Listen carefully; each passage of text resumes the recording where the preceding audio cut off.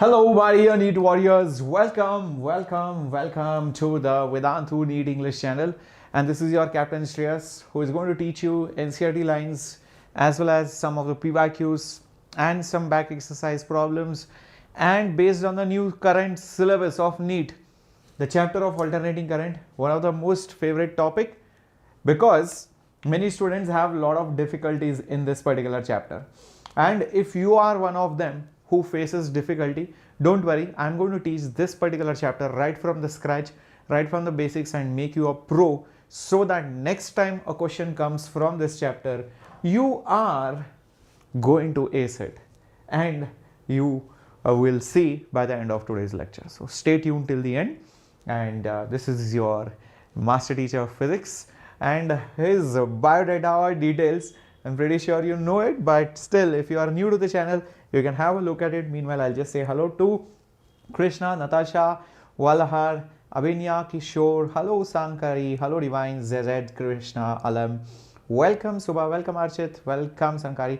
Good evening, my dear warriors. Hello Teju, good evening, nice to see all of you. And all the warrior pandus are whistle pudoing, that's why they are saying WP, WP. And I hope you have smashed the like button, that's your Guru Dakshina. And of course, smash the subscribe button in case you have not yet subscribed to the channel and you're missing out on all the information. Be it the lectures, be it the strategies, be it what is the latest update from NTA, be it the admit cards, be it the registration, everything on this particular channel. And yeah, do not forget to check out the link which is there in the description box for the Telegram, because that's where you're going to get all the important PDFs, all the important tests and quizzes. And yes, the Sunday free mock test link will get updated on the Telegram. So the link is there in the description box. That's your Super 6 series. All the 6 days, fun-filled learning through concepts and PYQs and NCERT. And on Sunday, a mock test on that. Right? So I hope you guys are all ready and get up for starting the chapter. Hema Malini. Wow, what a nice name based on the actress. Hello. Hello Subha. Thank you so much. Hello Shine. Hello Shreya. Oh, my name shortened. Hello Sanvi. Good evening, good evening, good evening. Nice to see all of you, my dear students. So let's talk about what is AC, how to generate AC, and what are the different parameters of AC first. Then we'll solve problems. Then we'll go to LCR and other things, again problems and transformers. Okay. So alternating current, like there are, some of your friends who sometimes say, okay, today we'll eat in that particular we'll eat in that bakery. Then suddenly they'll tell, no, let's do one thing, let's drink cold drinks. Okay, no, let's go to bakery shop. Okay, let's go to cold drink shop. They keep alternating from here to here. So that same thing, when it happens with currents and voltages, that is called alternating current. Alternating current. And alternating current, the main discovery and the I would say talking about alternating current was done by Nikola Tesla more than 100 years back. And that time people used to use a DC current, which is right now in your batteries, cells, mobile phones. So they used to use direct current, where the current is always flowing in one direction, But alternating current, Nikola Tesla, hundreds of years back, he told that when you pass the current once this way, and then this way, and then this way, and then that way, that alternating current has much more advantages over the direct current, where the current is flowing in this direction or any one direction. So alternating current, once this way, once that way, once this way, once that way. So that is alternating current, and that alternating current has more advantages over the direct current. So it keeps changing the direction. That's why it is called as alternating. Now if you notice over here in this graph, this is the graph of the value of the voltage or the current, and this is with time. You can see certain times the voltage is positive, certain times the voltage is negative, certain times the voltage is positive, certain times the voltage is negative. So what does this positive and negative mean? What does this positive and negative exactly mean of the values? Positive voltage means maybe the current is flowing, example, clockwise or anti-clockwise. And when it goes negative, then it's the exact opposite direction. So once the current goes like this, then the current goes like that. Once the current goes like this, then the current goes like that. So that's the meaning of positive and negative. Is that clear, my dear warriors? So I can just say, for example, positive value means the current is flowing in one direction, and the negative value means the current is flowing in this direction, and this basically keeps on alternating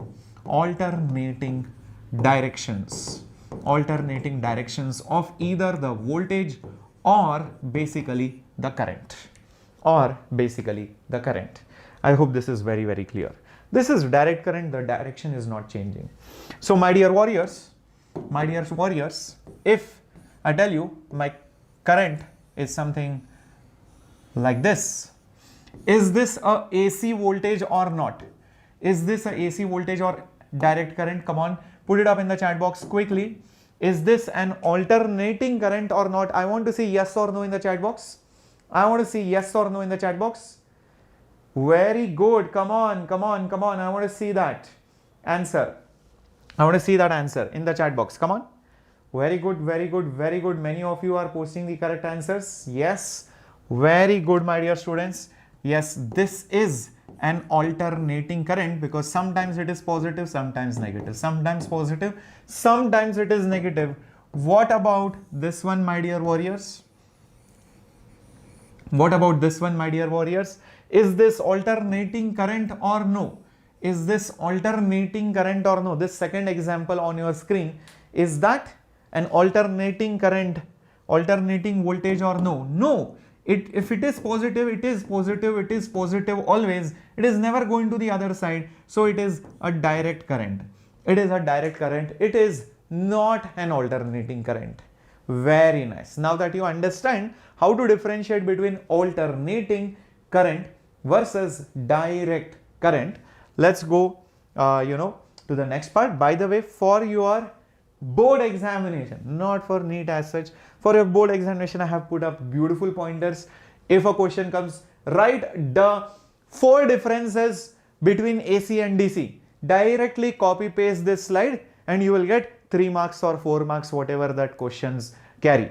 So if you get a question in your board examination, directly copy paste this slide. Even if they ask you 3 points, you put 1 extra point only and come. Okay, will you be able to do that? So for free, I am giving you 3 marks at least over here. This difference table, if it comes, if it comes for 2 marks, then it might be like write any 2 or 3 differences only. Cool. Ready to get those 3 marks or 2 marks in your board examinations? Fine. This PDF, where will you get? In the Telegram. So make sure you check it out. Okay, so I put all those things.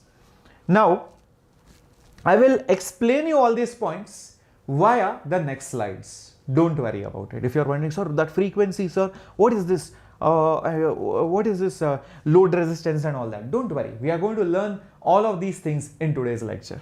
Okay, so don't get scared. First, let's talk about how do we create or generate alternating current. You might have seen, yes, Tamil world, I am here. Yeah, I am not tired. Oh, no, I am not tired. Okay, so my point is, how do we generate alternating current? You might have seen these generators in your society or below, have experienced this. Tell me, everybody, yes, you have witnessed this. So what is there inside that big diesel generator? So you pour diesel, there is an engine, it starts rotating certain thing. What is that certain thing? That is over here, that is the AC generator. There are basically magnets, you can see right over here. Magnets. You can see right over here, magnets, right? Here you have a coil. That coil has n number of turns and a amount of area. And then here you have some contact points. Here you have some contact points. Here you have some contact points. And this is being rotated. You can see it is being rotated with some angular speed omega. The magnets produce a magnetic field B. Magnetic field B. And you will see that across the two contact points, you will get an alternating voltage. You will get a alternating current or alternating voltage. So basically, by rotating a coil of certain turns and area inside a magnetic field, you will be able to generate alternating current or voltage in that coil. What is this phenomena based on? What is this generation based on? Which law or which principle which you have studied before is it based on? Come on, my dear students. Come on, my dear students. Yes, it is based on something. Yes, it is based on something. What is it based on, my dear warriors? This complete AC generator is based on one single principle, electromagnetic induction principle. Electromagnetic induction principle. So that electromagnetic induction includes your Faraday's law, and also your Lenz's law. Is that right? Yes, very good. Some of you remember it. Very good, Rishika. Very good. So Faraday's law as well as Lenz's law, that is your electromagnetic induction. When magnetic flux changes in a coil, then it produces electricity. The value of that EMF, generated is something like this: E naught sine omega t. E naught sine omega t. What is this omega? Is the same omega which you have rotated this coil. Is the angular speed. It is the angular speed. What is this E naught? This E naught is also called as the amplitude of the voltage.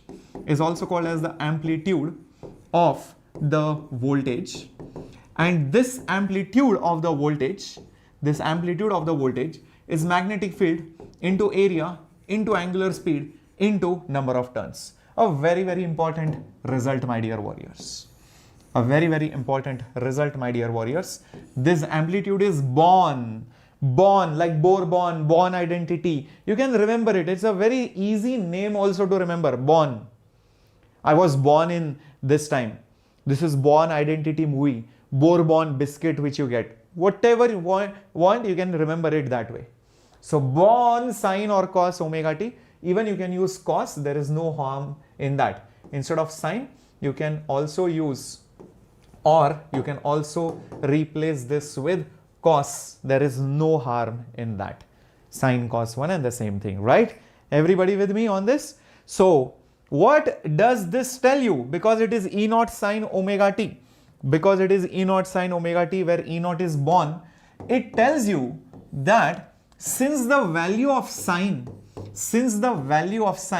can be sometimes positive, can sometimes be negative, can sometimes be positive, can sometimes be negative.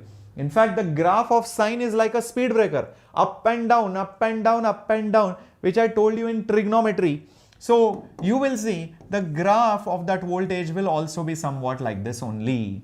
This or this will be your plus Born, and this will be minus Born. This is how it will be. So over here you can also write down, this is the time period, and this time period is 2 pi divided by omega. This is 2 pi divided by omega. This is your angular speed. This is your angular speed of rotation. And also remember, time period is 1 by f. Therefore omega is also 2 pi f. Omega is also 2 pi f. You can get this from even circular motion, if you remember. How many of you remember this relationship? In case you have forgotten, no problem. I can just show it to you. It will hardly take me a second, because time period and time period are same. So LHS, if I put it as 1 by f, this will be 2 pi by omega. Rearranging the terms, omega will be 2 pi f. So this is also a formula. This is also a formula. This is also a formula. All these formulas, where did you study? Which chapter you would have studied? You would have studied it in circular motion. Yes, correcto. Correcto. I hope this is very clear. Awesome. Awesome, Krishna. Awesome, Alam. Yep. So that is your alternating currents maximum voltage or amplitude of the voltage. This is also the maximum value. You can see this is a max value magnitude wise. This is also called as the amplitude, and frequency, angular frequency and time period are also related. Great. Now I have just shown you how alternating current is represented graphically over here. How alternating current is represented graphically in terms of voltage. Now, whenever in the circuit I want to show a AC source, or just try to recollect, in current electricity for a battery we used to use those lines and show a battery in the circuit. So in case of electrical circuits, the alternating current is shown something like this. This is the symbol of a AC source. This is the symbol of a AC source.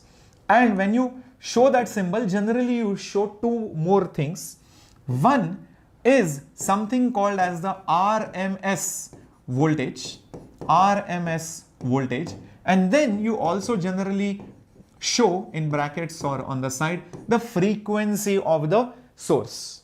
For example, your household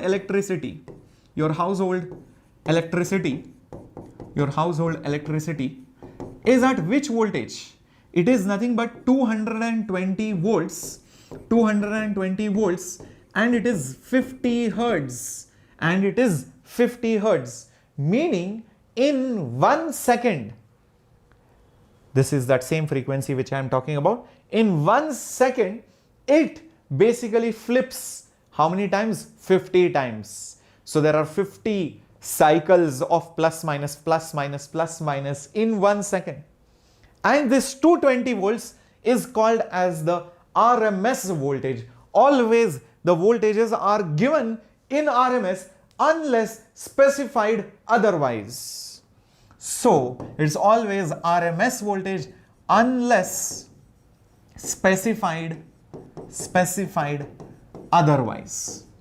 Now, if you are like, sir, what is this RMS, sir?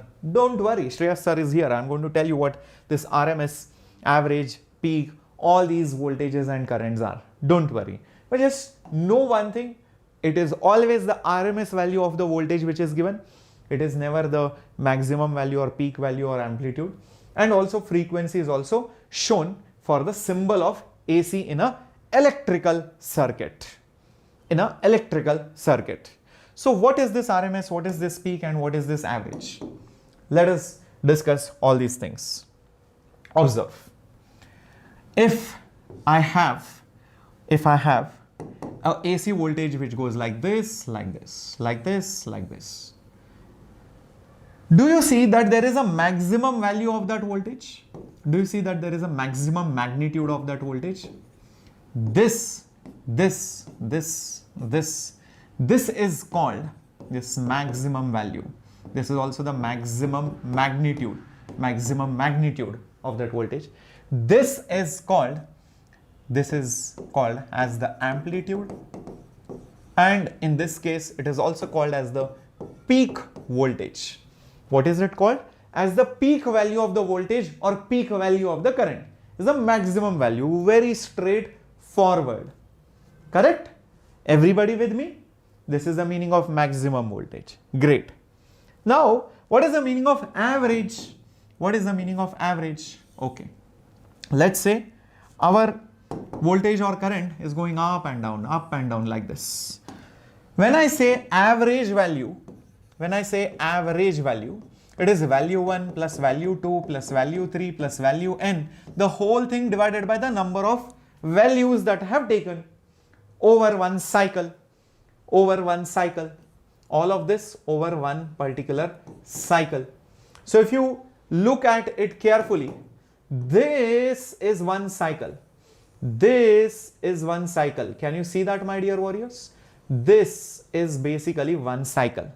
Now tell me, in that cycle, as many number of positive values are there. If there are certain positive values, exactly that many number of negative values will also be there. That many number of negative values will also be there. So when I add the numbers in the numerator, V1 plus V2 plus V3 plus Vn, V1 plus V2 plus V3 plus V4 plus V5 plus V6 plus V7 plus V8, like that. If I add it, what do you think I will get as the average voltage? The average will be nothing but a big fat 0. Isn't that true? How many of you wrote the answer as 0? I would be really happy to see 0 as the answer. I would be really happy to see 0 as the answer. Very good, my dear students. Yes, because the pluses and the minuses cancel each other. Cancel each other. Keep this in mind. Cancel each other. Is that right, everyone? But just imagine and tell me, if by chance the AC is like this, then what do you think the average will be? Will it be positive? Will it be negative? Or will it be 0? Out of these three options, which value will you choose in this particular scenario? Which value will you choose in this particular scenario? Think about it carefully. You will see that there are more positive values than negative values. There are more positive values than the negative values. So in the numerator, won't the total numerator be more positive than negative? So hence, won't the correct answer for this question be a positive number? Because there are more positives and less negative values. Yes, it will be positive in this case. Very, very good. So that is the meaning of average. That is the meaning of average. Now, remember one thing. When you use,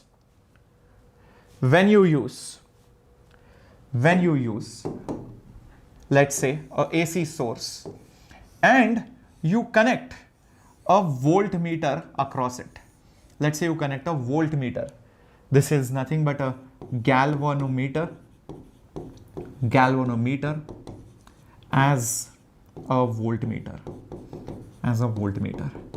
What reading do you think it will show if I tell you the AC source is 220 volts, 50 hertz? 220 volts, 50 hertz. What reading do you expect the voltmeter to show? If you answer this question, for sure 700 marks. For sure 700 marks. Who are the people who are going to get 700 marks? For sure 700 marks in NEET. Come on, my dear students. This is a voltmeter. I have connected it to the AC source. What do you think it will show? Think, how does the voltmeter work? There is a needle. The current passes through that. Based on the current measurement and the resistance values, the voltmeter deflects on either side, either this side or this side. If the current goes this way, maybe it deflects this way. If the current goes opposite way, then the needle deflects the other way. Okay, that works really well for DC. But do not forget, this is alternating current. Oh my God, what is this? This is crazy, yeah? I think I have many 700 people. Many 700 people. Very good. This is alternating current. So once the current will go that way and this way, so the needle will go this way and that way, it will be confused. And this is happening 50 times in 1 second. Do you think it will keep going like this? Dug, dug, dug, dug, dug, dug. No. It also has some mass. It also has some inertia. It will be difficult to move the needle so much. Before it decides to go there, the next cycle has begun. Before it decides to go this side, then the next cycle has begun. So it will not end up going anywhere. It will just end up staying at 0. So it will basically end up showing 0 reading. It will end up showing 0 reading. And when I say it shows 0 reading, that means it is showing the average value. It is basically showing what? The average value. The average value is basically 0. Yes, today I'll be completing the chapter. Definitely.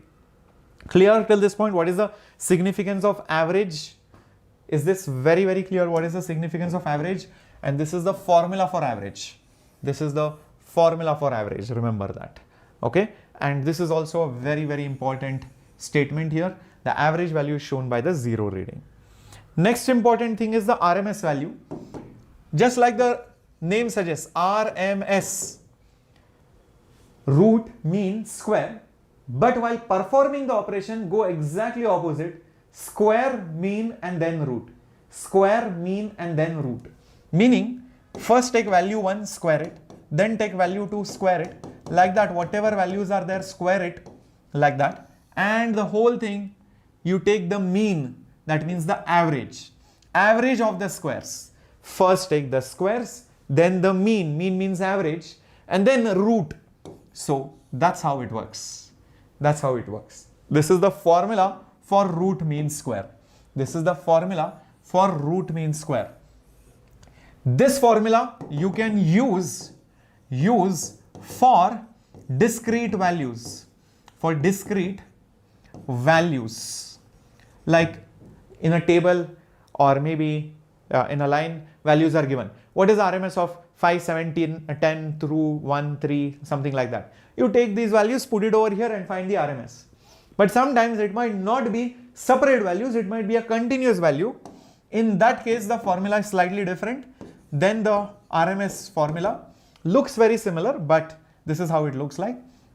You write integration instead of summation. Here you write V square dt from 0 to t, that is the entire time cycle, whole thing divided by t, and then put this entire thing under the root. This is the formula if it is a continuous, function. If it is a continuous function, like I told you, voltage is E naught sine omega t cos omega t. It's a function, then you use this formula.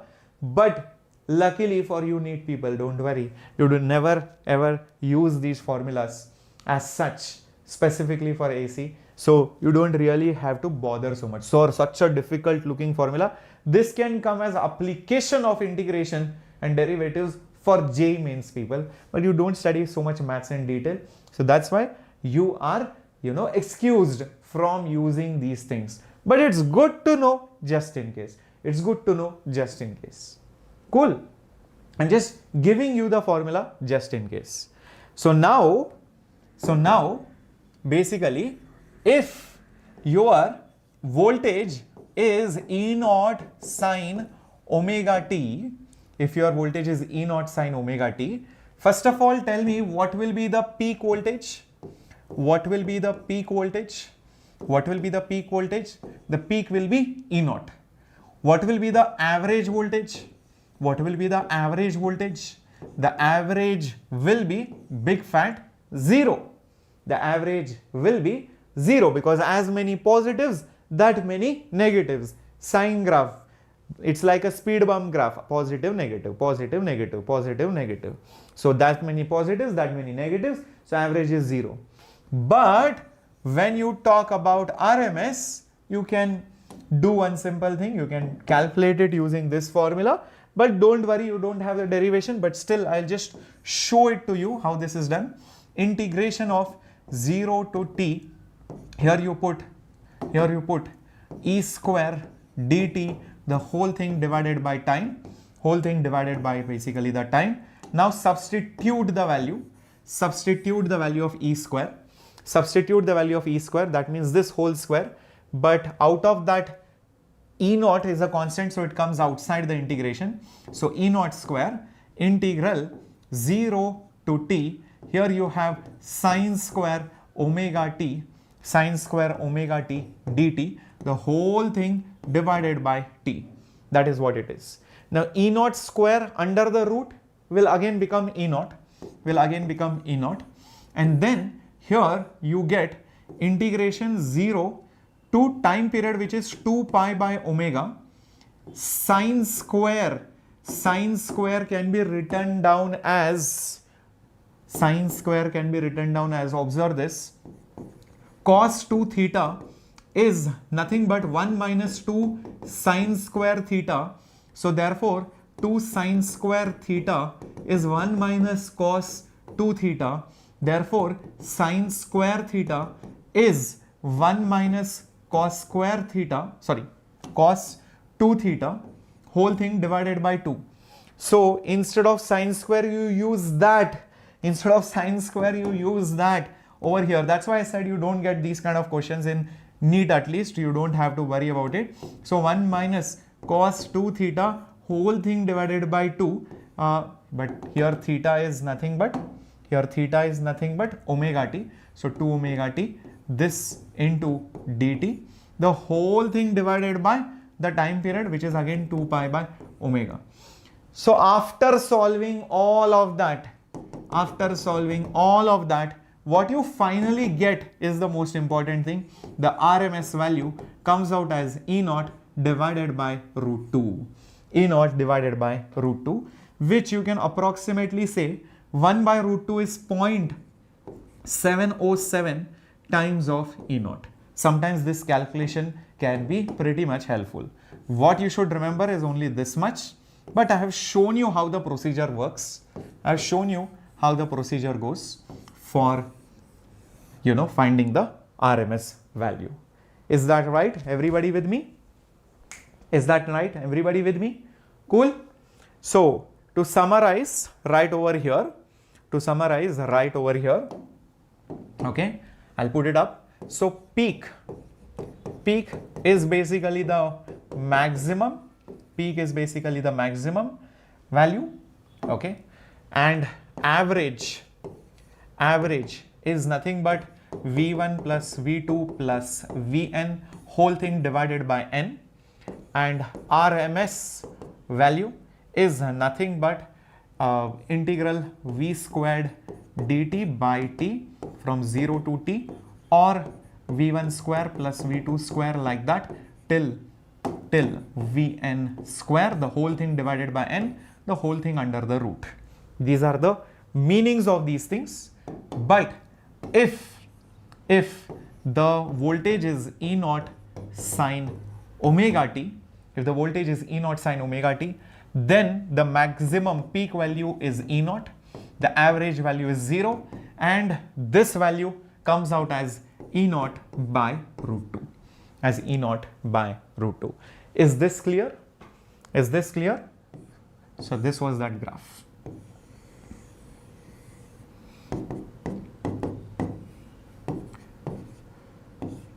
Everybody understood it till this point? What is the meaning of peak, RMS, and also the average values? Cool? Yes. I missed dividing it by 2. Where? Somewhere there. Okay, I think I missed dividing it by 2 over here. Yes, thank you for pointing it out. Yeah. So divided by 2, I added it over here. Thank you for pointing it out. Cool. Now that you understand it till here, see, if I tell you, in your house, the AC supply that you get is 220 volts, 50 hertz. Can you tell me the peak voltage? Can you tell me the peak voltage? Can you tell me the angular frequency? Can you tell me the angular frequency, and can you tell me the peak voltage? Come on, my dear warriors. Think about it. What is the peak voltage and what is the angular frequency? Well, this is how it goes. Peak is not this. This is RMS. And we know that RMS value is always the peak value divided by root 2. So therefore, the peak value will be RMS, which is 220 multiplied by root 2. 220 multiplied by root 2. Understood, my dear students? Understood, my dear students, everyone? So how much will it come out to be? Approximately, I think it comes close to 310 volts. Approximately comes close to 310 volts. So that is the maximum value, but RMS is lesser than that, which is 220. If you talk about angular frequency, which is omega was 2 pi f. So this will be 2 into pi into F is basically 50. So this will be 100 pi. Usually you leave it in pi only. 100 pi radians per second. 100 pi radians per second. If you want, you can write it as 314 radians per second because pi is 3.14 shifted by 2 decimals. Great. Till this point, everything clear? Let me know, and I hope you have smashed the like button if you are understanding everything till this point.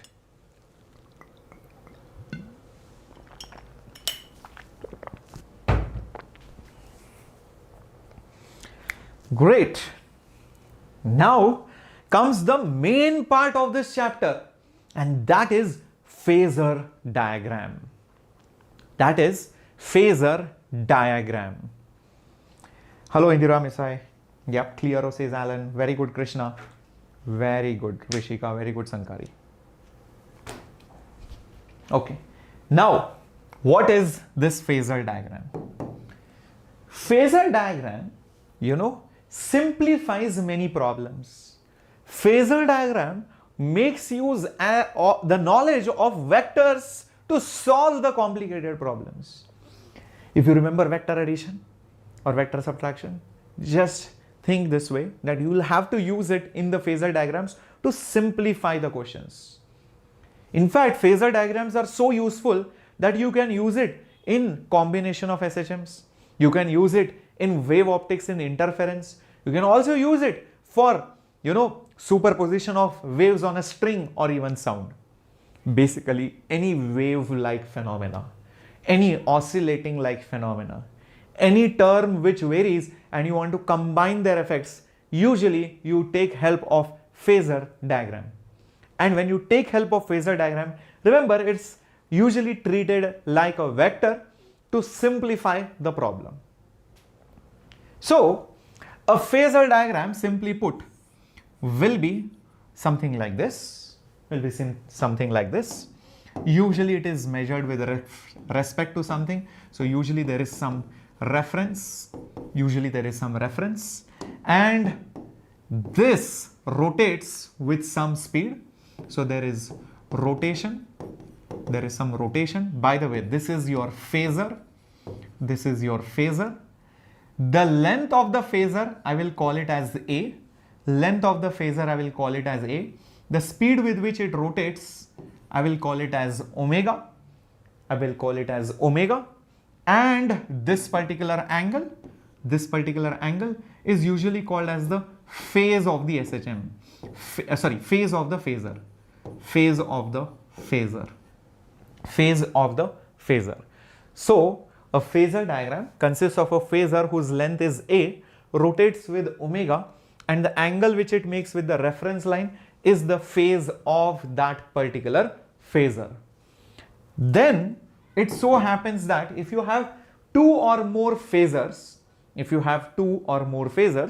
like say for example, there is one phasor like this, and let's say there is another phasor like this. This is A1, this is A2. So if two or more phasors are combined, that means you combine their effects, then all you need to do, my dear students, is treat them like vectors, and then find the resultant, by vector addition. So basically use vector addition to find the resultant. So basically over here A bar is nothing but A1 bar plus A2 bar. If there were more phasors, I will put A1 bar plus A2 bar plus A3 bar, so on and so forth. As simple as that. You just use vector addition. Now you might be all wondering, sir, okay, fine, phasor has a length, phasor has a speed, phasor makes some angle with some reference. If I have more phasors, I combine their effects by using vector addition. Cool. But okay, what does this phasor exactly mean? What is it exactly do? What is it exactly trying to tell me? Don't worry. That is what I'm going to tell you now. Observe this. Observe this. Okay? Carefully.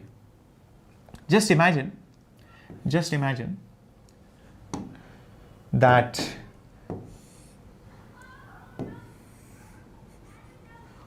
I show, for example, the voltage versus time graph. I have tilted it something like this. So it looks maybe something like this.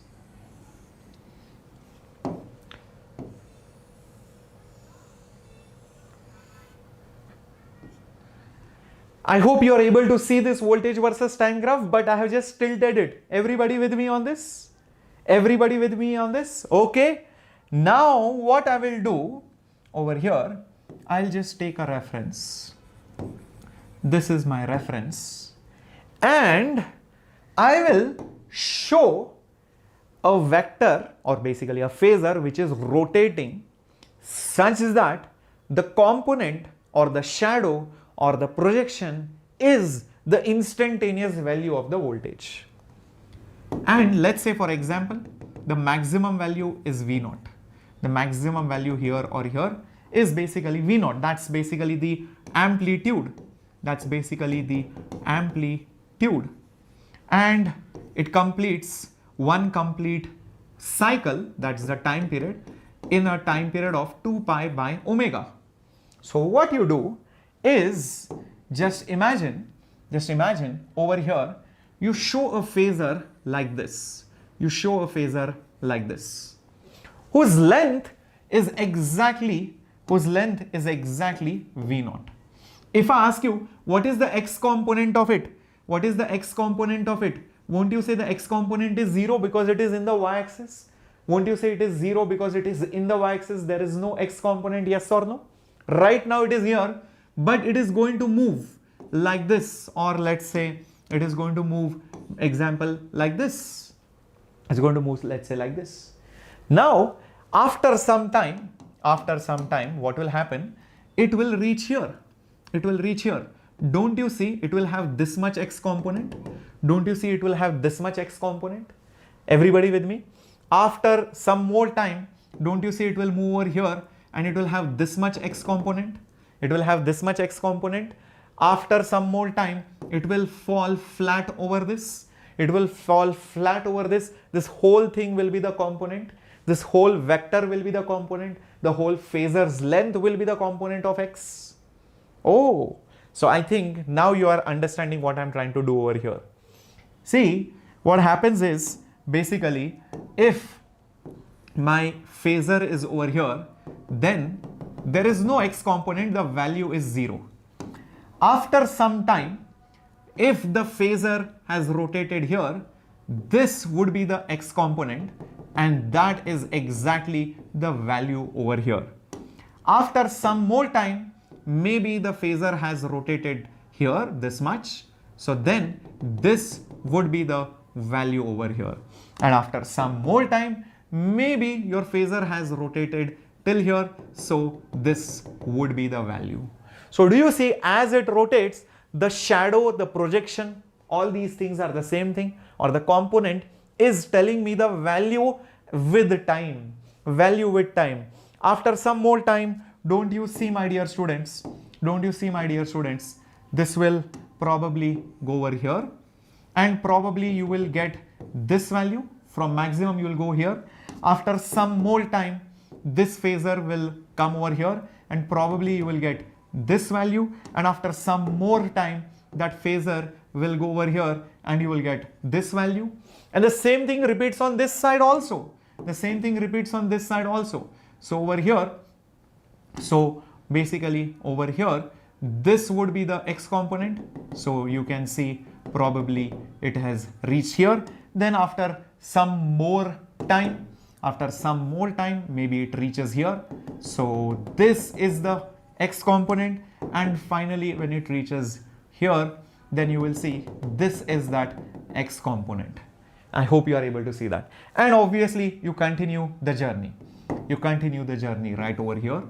and you will see then this is the value, and then you rotate it further, you rotate it further, and you will see this is the value, and finally it comes back over here, and then you will see this is the value. So in one complete rotation, do you see one cycle has been completed? One cycle has been completed. How many of you visualize this properly? So now you can see, now basically you can see the speed with which it rotates is omega, the length of the phasor. So this omega will be the rotation speed, and the length of the phasor, the magnitude of the phasor will be nothing but V0, which is nothing but your amplitude. Nothing but your amplitude. Is this part clear? After this, if you think about a phasor, you will always remember, okay, it's nothing but a rotating quantity. It is its shadow or the component is giving me the value of this sine curve or this cosine curve. Okay. So now just imagine, my dear students, if there is a sine curve like this, if there is a, basically which curve this is? This is sine curve, because sine starts from 0. And on the sidelines, I have a cosine curve. I have a cosine curve or a cos term.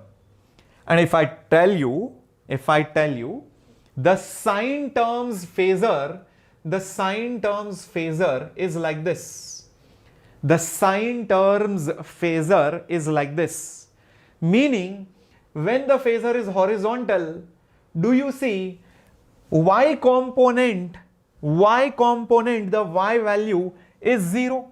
You can see when you see the phasor right over here, there is no y component. As it goes up, the y component increases, then decreases, and then becomes negative. So y component increases, decreases, becomes negative, back to 0. So can you guess where the phasor of the cos value will be? Where the phasor of the cos value will be? Think about it. Yes, it has to be like this. It has to be like this. Can you see that? It has to be in this particular manner. It has to be in this particular manner, because if at this instant it is showing me 0 value, at the same instant it is showing me maximum value, and maximum value can come only if the phasor is vertical, only then I'll get this maximum value. That's how you can see.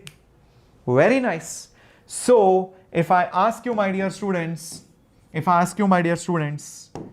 between these two phasors which are rotating, what is the phase difference between them? Won't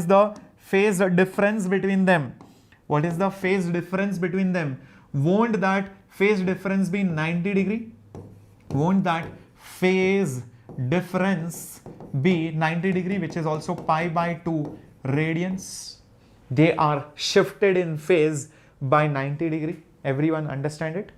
Exactly. So that is the meaning of it. So in AC circuits, it so happens that you will see that if you have voltage, current, whatever, say for example, you have current over here, and let's say the current is like this, and then you also show voltage on the same graph, and maybe the voltage might be probably like this. Okay, the voltage might be like this. You can see that they are not in sync. In fact, you can see the voltage already has reached some value, but the current is still at 0. The voltage has reached certain value. So here I will say the voltage is already ahead of the current. So I will say voltage essentially leads the current, or it can also say that the current lags the voltage. Current lags the voltage, and whether it leads or lags by some phase difference. By some phase difference. Keep this in mind. By some, nothing but phase difference, delta phi. By some phase difference, delta phi. So if I had to show the phasors, if one of the phasor is like this, the current phasor is like this, then the voltage phasor, if I show it like this, the angle between them over here is basically the phase difference. The angle between them is basically the phase difference. Is that right? Everyone with me? Okay. Also remember, by convention, we usually take anti-clockwise as positive. Okay, you would have seen that in trigonometry also. So usually we show phasor diagrams rotating like that in specially alternating current. Okay, so these are some important crucial things, okay, about phasors and phasor diagram. Why the voltage goes ahead or behind, that we will see in a bit. When I say lead means ahead. So you can see voltage is ahead of the current because voltage already has some value. Lag, there is a lag, that means there is a delay. So current is delayed because current takes some time to reach that value. That's why I say lags the voltage. It is behind. There is some delay. I hope the meaning of delay is clear. Okay? Everyone with me? Awesome. So that's the meaning of leading, lagging, phase difference, phasor diagram, and its significance. So probably we can start with some questions based out of NCERT and all of that. So alternating current cannot be measured by DC ammeter because you cannot use DC ammeter, which is a galvanometer, to measure alternating current because AC cannot pass through DC. AC changes direction, average value is 0, or DC ammeter will get damaged. I think this question we did. Clear? Oh, very good, Shazin. Come on. What do you think? We just did it. What is the problem? The problem is because alternating current keeps changing the direction really fast. Sometimes it goes here, sometimes it goes here, and because it is so fast, it ends up showing nothing because the average is 0. Correct. So that is the most appropriate option. Very good obs. Fun and edu. Rishika, Shahin, Srinath. Yes, C for Capto. Anugna. Very good, Sanjay, Shivani, Sanvi. Awesomeness. Next question. A generator is producing voltage given by 240 sine 120 t. T is in seconds, the frequency, and the RMS is in hertz. RMS in hertz, that's the question. Be careful. Think about it carefully. This is an equation of the voltage, and usually any equation is of the form V0 sine omega t. Any equation is of the form V0 sine omega t. I had shown this to you in the representation part before, right over here, correct? Where did it go? Right over here. AC generation, E0 sine omega t, where E0 is born and all that, but here born is not needed, so it's okay. So my dear students, over here comparing, can't you see V0 is actually 240, but I want RMS. RMS is the maximum by root 2. So won't it be 240 by root 2? I told you 1 by root 2 is 0.707 into 240. Just check this out. How much is it coming out to be? Just check it out. How much is it coming out to be? I think it should come out close to 170.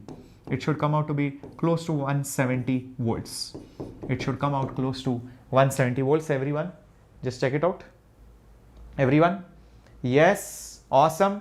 What about frequency? Again compare. Omega is 120, but omega is also 2 pi f. So f will be 2 and 120 cancel 60 times. So it will be 60 by pi. So it will be 60 by 3.14. 60 by 3 will be 20, so slightly less than 20. So I think that frequency will be 19 hertz approximately. Yes, answer C. Captain Shreyas is again the answer. How many of you wrote it? Very good, Vishnu, Alekhya. Yes, Srinath calculated it like till 2 decimals and all. Very good. Obs, very good. Madhuri, very good. Rishika, very good. Keep it up, my dear students. Next question on your screen now. This was a previous year question. If you are a NEET 2019 student, hopefully you should be able to get it if you have taken a drop.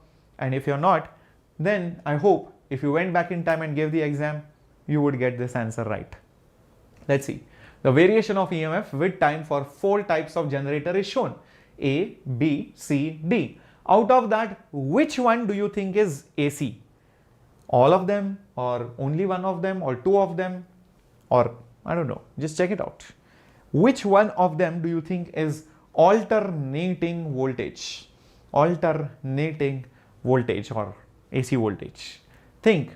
The definition of AC is that the direction should change here and there and here. Here it is negative, then positive, then negative. Yes. Positive, then negative. Yes. Positive, then negative. Yes. Positive, then negative. Yes. All of them are, so A, B, C, D. So it should be A, B, C, D, which is option B. Which is option B. B for biology. B for biology. Yes. Very good. Very good. Very good. Very good, Sankari. No, Lakshmi, C is not the answer. Yes, Fun and I do. Yes, that is the correct answer. Very good, Sanvi. Very good, Srinath. Oh, no, Srinath, it's not A. Yes, yes, yes, it is B. All of them are changing their sign, means direction, means they are alternating. That's by definition. Let's see if you guys can figure out this question on phase difference. The variation of current and voltage is shown. Current is that dotted line. I hope you can see it. In case you are not able to see it, I'll probably highlight it. This orange line is basically the current, and that white solid line is basically the voltage. So look at the diagram and tell me who is behind whom and by how much, or maybe they are just in phase. If I say that they are in phase, meaning that there is no phase difference. If I say that they are out of phase, that means they are having opposite directions. So 0 and 180. So that is out of phase. This is in phase. They are moving together. But otherwise, they might have some phase difference. Think about it carefully. Is the voltage behind or the current behind, or they are in phase? I think the answer should be voltage leads the current by 90 degrees. Voltage leads the current by 90 degrees. You can see why. You can see why over here. At the start, if you notice very clearly, the voltage is over here. The voltage is over here, but the current is over here. Already the voltage has some value. Current takes some time to reach that value. So 100% the current lags, or the voltage leads whom? The current. And you can see what's the difference over here in that omega t value. I think it is pi by 2. It is basically pi by 2. So that is the phase difference. So it leads it by 90 degree. Pi by 2 is right over here. Yes, very good. Option number 2, or B for Bombay, or B for biology. Excellent. Moving on to the next question. This kind of question can definitely come in your examination. Okay. So I1 cos omega t minus I2 sin omega t. I think there was a plus over here. Okay. I1 sin omega t, I1 cos omega t, I2 sin omega t is the total current. Question is find the RMS value. Now many books, many teachers, many institutes will do this problem by definition, and what they will try to do is they will use the formula. I is integral root, okay, dt square this 0 t, and imagine you square this. There will be so many steps before you get the final answer. This is a very long method. This is a very, what did I say? long method. Instead, let's use a very short way to solve this. And that is, oh my God. And that is using phasors. And that is using phasors. How? I will tell you. Look at this one. Look at this one.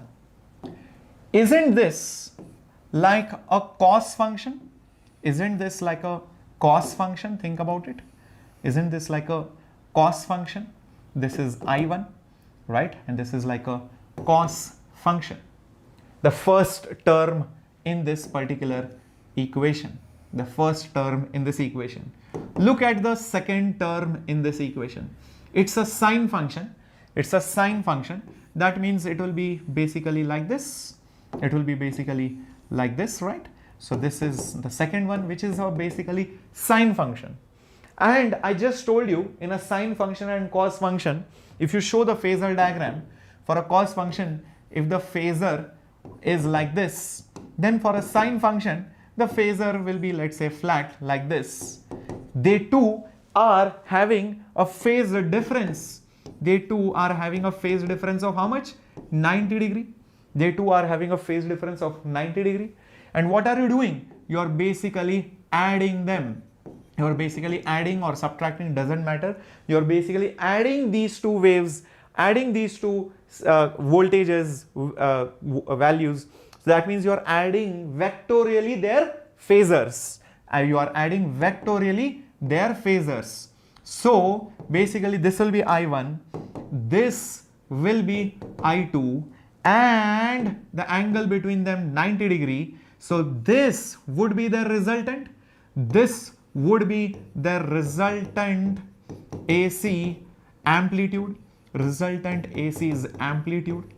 And how much will it be? By Pythagoras, won't it be I1 square plus I2 square? Won't it be I1 square plus I2 square? Everybody with me, yes or no? Understood till this point? And what do we have to find? We have to find the RMS of this entire thing. So the RMS of the resultant amplitude, how much will it be? The entire amplitude, which is I1 square plus I2 square, the whole thing divided by root 2. So you can just put this under the root and say I1 square plus I2 square by 2. I1 square plus I2 square by 2 under the root, which is that answer. It is C. You can see 1 by root 2 is here, and this is also root. That is option C. Isn't this method via phasor a much easier approach as compared to this stupid long integration where you are bound to make many silly mistakes? And many people do not know this. Many people do not know this shortcut technique, and NEET will never give you an unnecessary lengthy problem. They will not do that. They will make sure that it can be solved in an easy way. It's just that few people only will know it. So if you study well, if you learn from the best of the best teachers, you will know it. Otherwise, you will do long methods. Yes, CMS, that's the correct answer. Very good. Awesomeness. Now we have learned how to generate AC, what is peak, average, RMS. We have seen what is the meaning of AC versus DC. We have talked about phasor diagram, how to combine two waves using vector addition of the phasor, and also we have done a lot of questions. So now it's a good time to actually use AC voltage with a resistor, AC voltage with a capacitor, AC voltage with an inductor. Okay, all the three things. So let's try this out. First, let's say, for example, our AC voltage is with a resistor. Okay, then we'll try with the inductor, then we'll also try it with a capacitor. Let's try this out. So, my dear students, if you just have a resistor, nothing else, and this is your AC voltage. Let's say the voltage which you apply is nothing but V0 sine omega t. V0 sine omega t.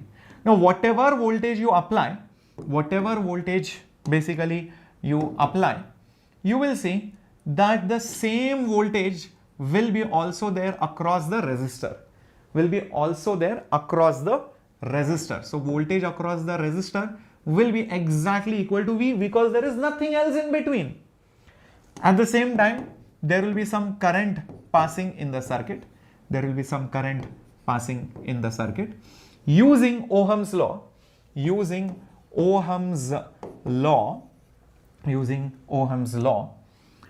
I can just say, this is by the way VR, I can say VR is equal to I multiplied by whatever this resistance is, R. VR is equal to I into R. But hold on, this VR actually is equal to, V because there is nothing in between them. Therefore, I can say this is also equal to V, but this V is also equal to V naught sine omega t. So V naught sine omega t is equal to I into R. V naught sine omega t is equal to I into R. So what will be the value of I? Therefore, the value of I will be, observe carefully, V naught sine omega t, and the whole thing I will divide it by R. Now, when I see this, I will separate out two terms. Okay, I will separate out two variables and leave sine omega t separately. So see how it looks now. It will look V by R into sine omega t, V naught by R into sine omega t. This number V naught by R, why not just call it as I naught? So I will be I naught sine omega t, where your current value will be V naught divided by R. Current value will be maximum voltage divided by R. Is that fine? Is that clear, my dear students? Till this point, everything is clear. I've just used Ohm's law. V across the resistor is the voltage across the source, which is given by V naught sine omega t. So V naught sine omega t is IR. So therefore, what I get is, by rearranging, current is voltage by resistance. The voltage by the resistance value, I call it as I naught, and sine omega t remains as sine omega t. So if voltage is a sine function, even current is a sine function. So if voltage is a sine function, even current is a sine function. What this tells you is, if you draw the graphs of currents and voltages, if you draw the graph of currents and the voltages, this is how it looks like. So if the voltage graph is like this, if this is your voltage graph, which is V naught sine omega t, then your current graph will be exactly matching with it, but just that the amplitudes will be different, because current is I naught sine omega t, where this I naught is nothing but V naught divided by R. So what do you see? What do you see, my dear students? What's the phase difference between them? The phase difference between them is 0. Basically, they are in the phase. So if one were to show the voltage and the current phasors,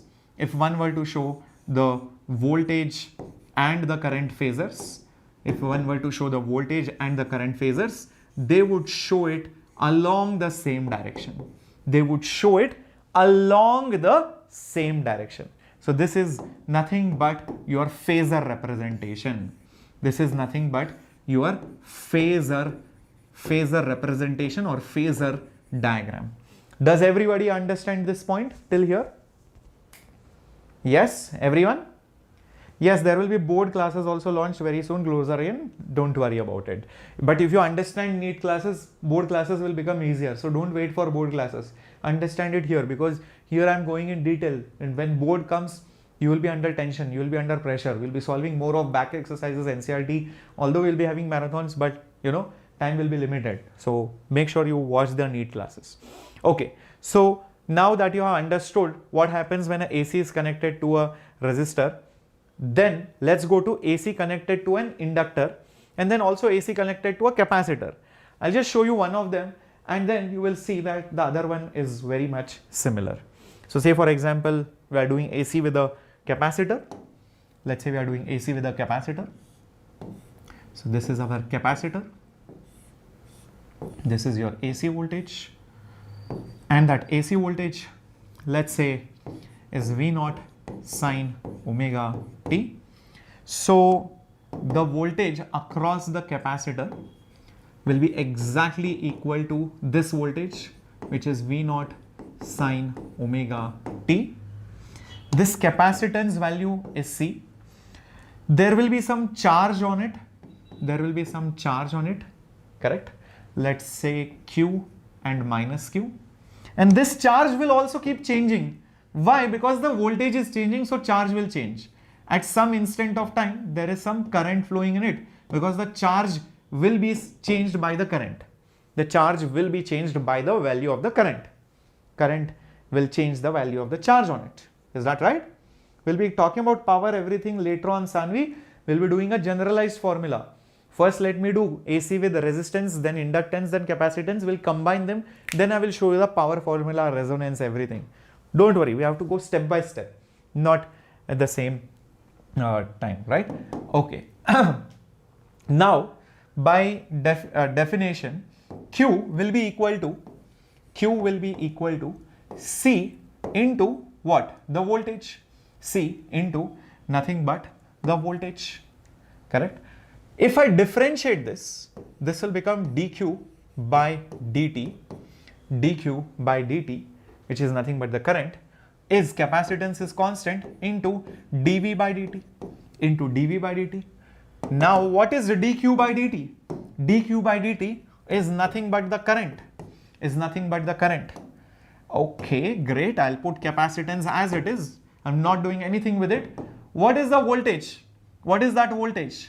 This voltage happens to be the VC value, which is nothing but V0 sine omega t. So when I differentiate it, V0 will come outside and I will have derivative of sine omega t. How many of you got this? Till this step, everything, is it clear? What is the value of voltage? The value of voltage is V0 sine omega t. I put it over here. V0 is a constant. You can put it outside the derivative. So I'm just taking the derivative of sine omega t. Correct? Very nice. Now, what is the derivative of sine omega t, you might say? It is nothing but cos omega t. But since I'm differentiating with time, not omega t, omega is a constant, so that omega will also come outside the cos function. So I'll have C over here, and I will say, therefore, that is basically your I. Now, usually current is voltage by some resistive value. Voltage divided by some resistive value. So why not write it like that? So current is, I will take the voltage, which is nothing but V0 divided by the resistive value. Well, I don't see anything below. So deliberately, on purpose, I will shift omega and c below. So it will look something like this: 1 by omega c, and rest all terms as it is. So this is cos omega t. Observe. V0 is as it is. C and omega, I brought it downstairs without changing the equation. I keep cos omega t as it is. Now the reason why I have done it like that is because usually current is some voltage divided by current, is some voltage divided by resistance, So what if I call this entire term as I0? What if I call this entire term as I0? And then this becomes cos omega t, where what is your I0? What is your I0, my dear students? V0 divided by 1 by omega c. So now think, current is voltage by resistance, but this is not looking like resistance.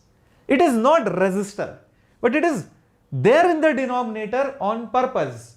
So why not give it a new name? Because it is there below the voltage. So anything below the voltage is resistance for the current. So current is voltage by resistance. But actually it is not a resistor. So we give it a slightly different name. Because if you call it resistor, it will feel bad. Like, why did you call me resistor? I am not a resistor. I am not a resistance. But I am behaving like a resistance. Okay, so fine. What do we call it? We call it reactance. And the symbol for reactance is X. And it is the reactance of a capacitor. So it is called as capacitive reactance. So basically, XC is 1 by omega C. That is your capacitive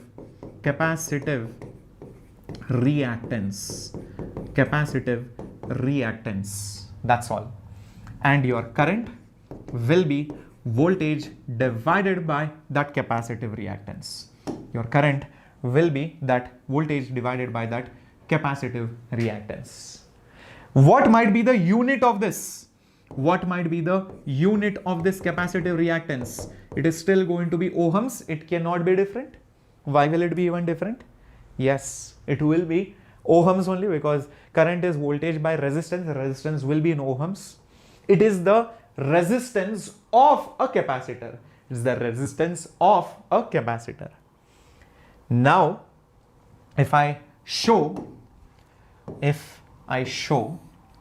on the graph the voltages and the currents. So let's say, for example, I start with the voltage. The voltage graph is a sine graph. So I will show it, let's say, like this.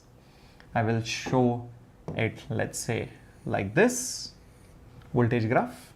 This is V0 sine omega t. Then the current graph, do you see, is a cosine graph? The current graph is basically a cosine graph. Oh, so it starts from the maximum value. Something like this. So this is your I0 cos omega t. So definitely there is a phase difference. Can you tell me what is the phase difference? My dear students? Isn't it 90 degree? Or basically pi by 2 radians? And also tell me, who is ahead of whom? Come on. Who is ahead of whom? Tell me. Come on. Yes. Today this entire chapter, Sneha, will be completed. Yes. Can you see? The voltage is 0, but current is already ahead. It has reached the orange line is of the current. It's already maximum. Current is already ahead. Voltage is still at 0. So definitely I can say that the current is going to lead whom? The voltage by pi by 2 radian. So if I have to draw the phasor diagram, if I show the current like this, I will have to show the voltage over here. Do not forget, always we show the diagram rotating like this. Anti-clockwise is taken positive. So you can see current is ahead of the voltage. Voltage is following it. Voltage is following that current after some time. So this will become your what, my dear warriors? This will become your phasor diagram. And in this we saw that the capacitive reactance is 1 by omega c. That is the resistance of a capacitor in AC. This is basically the resistance of capacitor in AC, which is called as capacitive reactance. Is that right, everyone? And the value of the current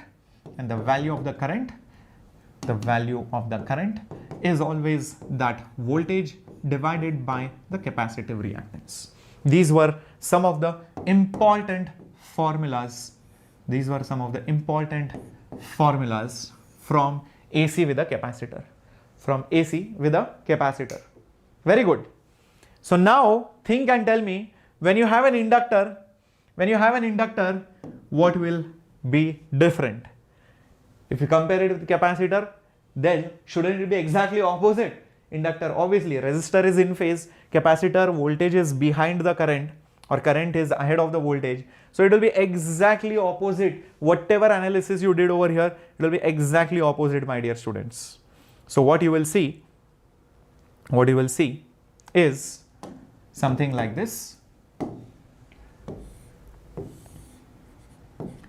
What you will see is something like this. This time the voltage will be ahead of the current. The voltage will be ahead of the current. So this will be V naught cos omega t, and the current will be a sine function. It will be I naught sine omega t. Here again you will see that the voltage is going to lead the current by pi by 2 radians, that's their phase difference. So you will see that their voltage phasor V naught will be ahead of the current phasor, by 90 degree. And remember, always this direction is taken positive. So you can see voltage is already ahead, current is following it. Current is basically following it. That will be exactly opposite. I hope you can see that. Exactly. And just like we used to have, where did it go? Just like we used to have capacitive reactance, what will we have over here? The inductor as a resistance. The inductor's resistance in alternating current, which is basically called as inductive reactance. That inductive reactance, my dear warriors, how much will it be? XL, and instead of 1 by omega into C, here it will be exactly opposite. It will be omega into L. Instead of capacitance, there will be inductance, obviously, and instead of numerator, it will be in the instead of denominator, it will be in the numerator. Yeah, that's all. So it's not below, it is on the top. That's the change. That's something which you should know.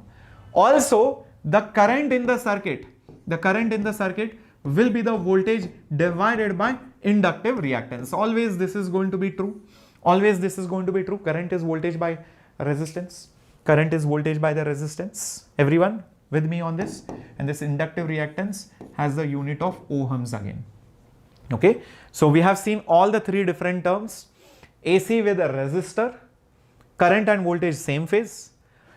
AC with inductor, voltage is ahead by the current by 90 degree. We have inductive reactance, which is like the resistance. AC with capacitor, you will see that current is ahead of the voltage by 90 degree. Now if you are confused, sir, I always get confused, who is ahead of whom when I'm not so sure. Don't worry, I will tell you a very simple trick. But before that, let's solve some questions coming up on your screen. Here is the first question. This is from NCERT exercise. A pure inductor is connected to a source. Find the inductive reactance and RMS current in the circuit if the frequency of the source is 50 Hertz. The frequency of the source is basically how much? 50 Hertz. I found this on the web for is insert inductor. Yeah. Let's try to do this. L value is already given. 25 millihenry. So 25 into 10 to the power minus 3 Henry. Source voltage is also given. So this is always the RMS value. So the VRMS is 220 volts. Remember, if it is not mentioned, it is always RMS. Frequency is also mentioned, which is nothing but 50 hertz. So omega, remember, is 2 pi f. So omega will be 100 pi radians per second. So that is the value of omega. I think we'll need it. So now the question says, find the reactance and RMS current. So reactance, this is nothing but an inductor. So inductive reactance is omega into L. Omega is 100 pi. So 100 pi into L, which is 25 into 10 to the power minus 3. So 2 zeros go. So it will become pi into 2.5. So solve this to get the answer of XL. And similarly, you will use this to find the RMS current. IRMS will be VRMS divided by the resistance, but this time the inductive resistance or reactance. So VRMS, I already know, is 220. The whole thing divided by whatever value you get over here. So solve this and see what is the value you are getting. Pi into 2.5, my dear students. Just check it out. Pi into 2.5. Just check it if you are getting 7.85 ohm. 7.85 ohm. And the same value, you are going to just put it over here. 7.85. That's how you get the value of the current. That's how you get the value of the current, close to 28 amperes. Just check that out. You should be getting close to 28 amperes. Is that okay? Understood? Clear? Shall we go ahead? Till this point, is everything clear? Give me a thumbs up. Till this point, is everything clear? I will explain you how to remember who is ahead of whom in a bit. Okay, and I will tell you how to connect the dots between inductor, capacitor and resistor for all of them. Let's go to the next problem. If a capacitor is connected to a voltage of this much hertz, find the capacitive reactance and the current exactly like the previous one. Okay, both RMS and peak. Also, if the frequency is doubled, what will happen to the reactance and the current? Okay, so let's have a look at it. First of all, I know the value of omega is 2 pi f, which is 2 pi into frequency, which is 50. So therefore, omega will be 100 pi radians per second. Now, that's not the part. What we have to find is the capacitive reactance first. So XC is 1 by omega c. So omega is 100 pi. Capacitance is 15 millifarad. So 15 into 10 to the power minus 3. So do the math. 100 and 10 to the power minus 3.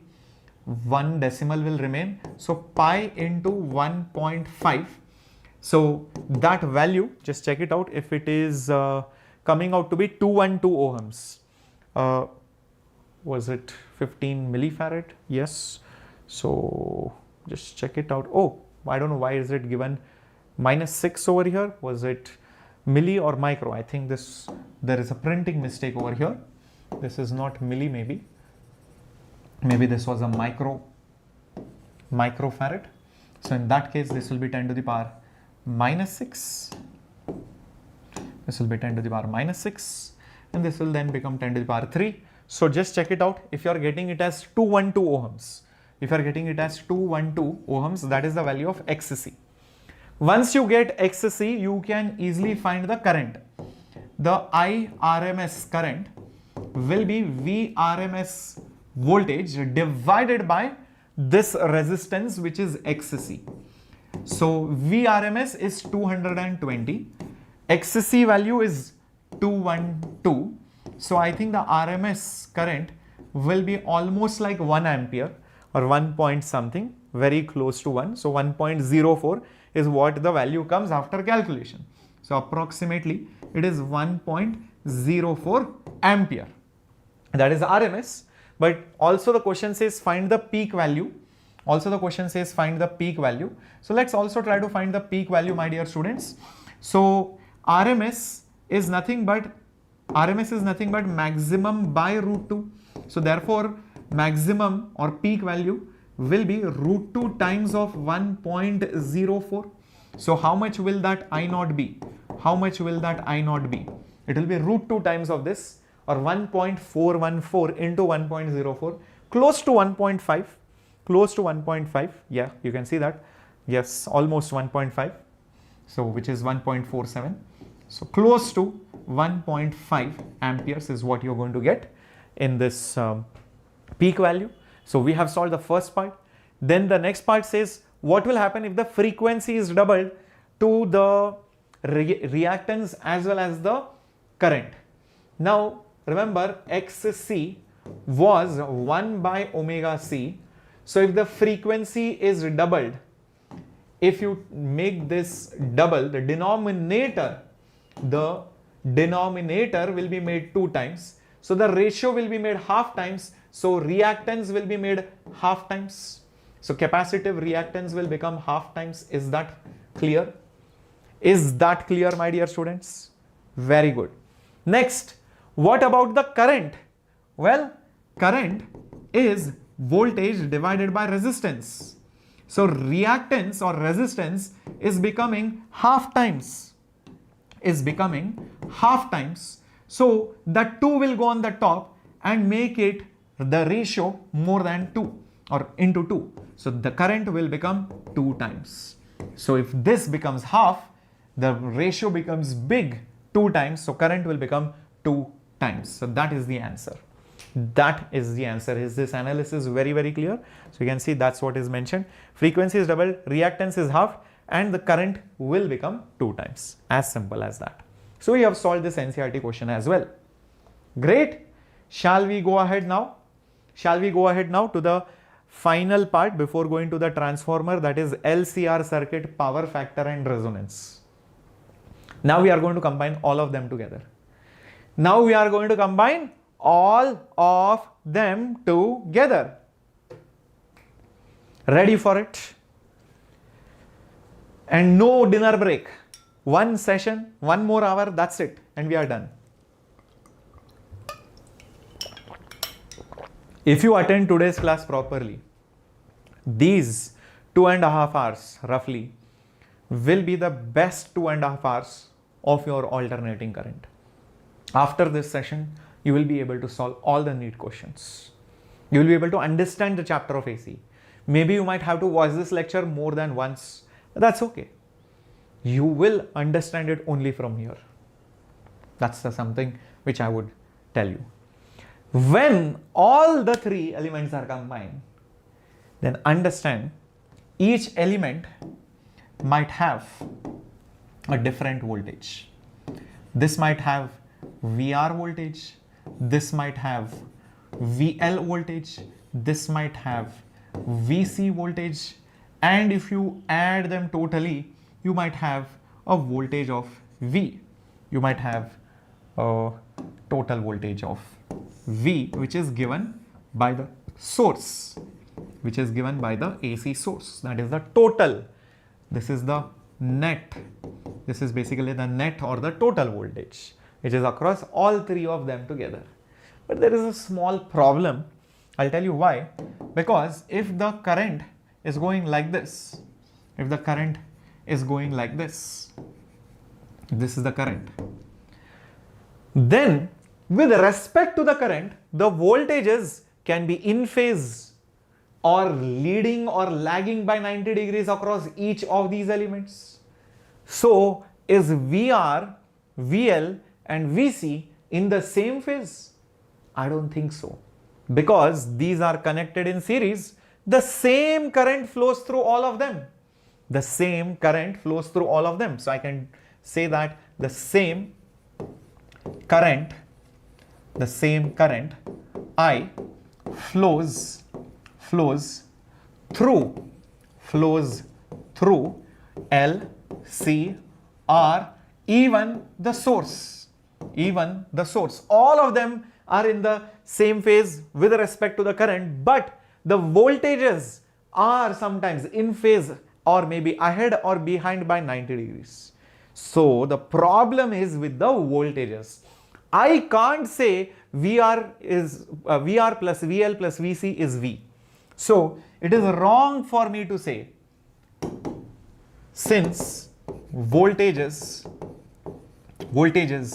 are not in phase,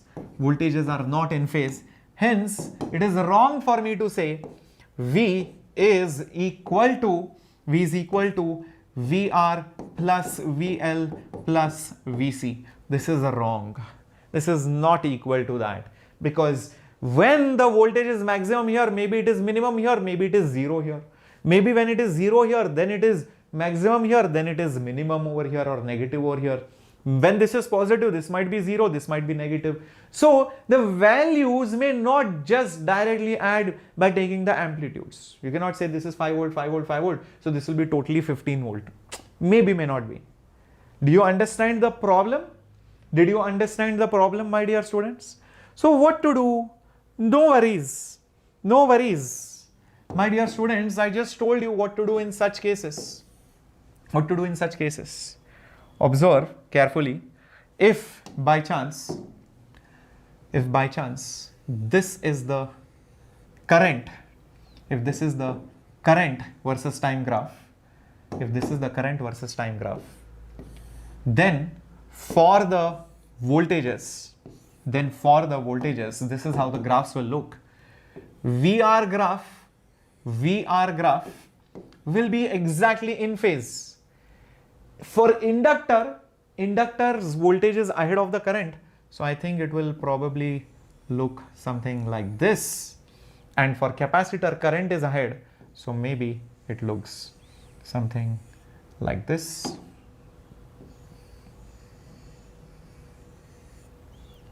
So this is for VL and this is for VC. Do you see each of these graphs are either ahead or behind or maybe in phase with the current? There is a phase difference between all of them. So if I start drawing the phasors, this is how it will look. The current phasor will look like this. The phasor of the voltage across the resistance will look like this. Remember, for resistance, the voltage is in the phase with the current. The phasor of the inductor's voltage, will look like this. And the phasor of the capacitor's voltage will look like this. We had seen the exact same things before. If you don't believe me, it's okay. We'll see back. For inductor, voltage is ahead, current is behind. Observe this. Voltage is ahead for inductor, current is behind. Let's go back to inductor. Look at this phasor diagram. Voltage is ahead, current is behind. Voltage is up, current is here. And for the capacitor, voltage is below, current is here. So same thing I have drawn in this diagram also. Voltage is here and current is horizontal. Oh, now if I add them together, because that's what I think I need to do, if I add these three together, what I'm trying to do is I'm actually trying to add the phasors like vectors. I'm trying to add the phasor diagrams. I'm trying to add the phasor diagrams like vectors. Oh, I know how to do this vector addition. If I tell you one force is 5 Newton here, other force is 20 Newton here, other force is 7 Newton here, what will you do? Use either polygon law or the laws of triangle or parallelogram or the formulas and get the answer. In this case, who will you add first? I think these two. In this case, out of these three vectors, who will you add first? These two, because they both are opposite in direction. Maybe this is longer, this is shorter. Maybe this is longer, this is shorter. If this is long, this is short, net will be here. If this is long, this is short, the net will be here of these two. So maybe one of the phasors is like this. That would be VL minus VC. And the remaining phasor will come over here. Maybe that is VR. And their resultant will be V. The resultant will be V. Of course, they are at 90 degree, needless to say, they are at 90 degree over here. And now, can you see by Pythagoras, this V is a root of this side square plus this side square. So it is VR square plus VL minus VC whole square. This is VL minus VC. I don't know who is more, who is less. So I'm just assuming VL is more than VC. So by Pythagoras, I got this. and the current phasor, if I superimpose, the current phasor will be over here. The current phasor will be over here. So now I know the voltage is this value and not this value. I cannot just add the voltages like this. I have to add it like vectors. Clear? How many of you finally understood this formula today? How it comes? How many of you finally got how in an AC, oh my God, sir, all these days I used to think this was true. Sir, finally today I understood, okay, this is how you add the voltages by treating them like vectors using phasor diagram. Now, do you see between the total voltage and the current, there is some phase difference? There is some phase difference phi, correct? Everybody can see that. So you can find the value of phi using your laws of trigonometry. It's completely up to you. Like for example, if I write tan phi, look at this. If this is phi, even this is phi. If this is phi, even this is phi. Parallel lines and a line cutting through it. Tan phi is opposite side, which is VL minus VC. But I do not know who is more, who is less. So that's why I'll put a mod upon the adjacent side, which is basically VR. So this is how I can find the phase difference between the voltage and the current. Find the phase difference between the voltage and the current. Okay. Yes. Okay. Great. Now the main confusion. How many of you get confused? Sir, voltage is ahead or capacitor is ahead? How many of you get confused? Sir, omega C or 1 by omega C? Sir, omega L or 1 by omega L? Sir, I always get confused. No issues.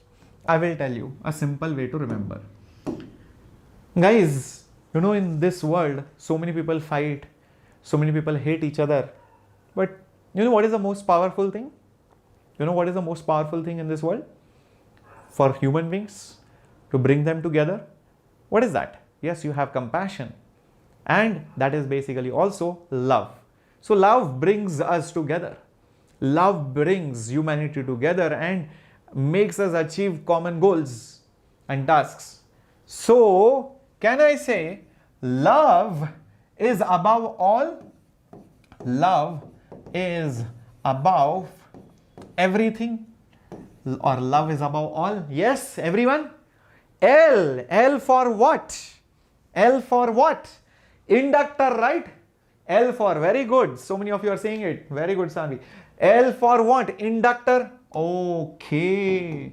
So that's why inductor's voltage is always on the top. Then understand resistor. That's the basic thing. It's not like that capacitor and inductor. Sorry, capacitor and inductor, yes. So it is always in phase with the current. It's always in phase with the current. There is no doubt about it. And the remaining thing is C. The remaining thing is basically C. So capacitor is below. Capacitor is obviously now below. Resistor is not normal device. Ohm's law, it follows normally. So that's why V is IR. It is normally with the current. Love is above all. The only remaining thing is capacitor. Now who was on the top? Love. That means inductor. So XL will have omega L divided by 1, meaning this is also on the top, if you see. But for capacitor, because it is below, can I say it is 1 by omega C? It is also below over here. Now you cannot forget these formulas. Yes or no? Isn't it a simple trick, my dear warriors? Isn't it a simple trick, my dear warriors? Resistance to standard formula. Resistance will be given 5 ohm, 10 ohm. You don't find resistance using anything else apart from rho L by A formula. Cool. So this is the easy peasy lemon squeezy trick given by your Capto. So this is your Capto's trick. Now the best part about Capto's trick is that not only can you use it for voltages to find phase difference, to find the total voltage V, you can also use it for resistances also. Oh my God, you can also use it for resistance. like this. If resistance is shown as a vector quantity by showing its phasor over here, then you can show the phasor of XL over here. You can also show the phasor of XC over here. If you combine these two together, what you get is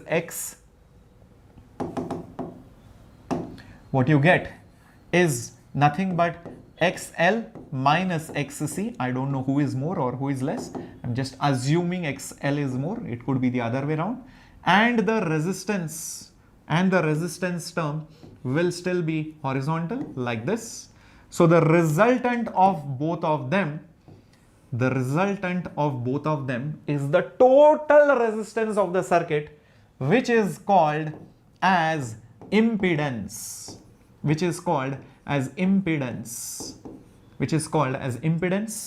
And the current phasor obviously is still over here.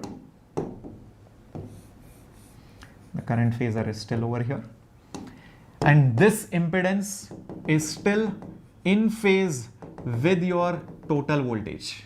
It is still in phase with the total voltage. Yes, please mind it. And this angle is still going to be phi. Impedance is the combination. It is nothing but the combination of resistance and reactance. It is also measured in ohms.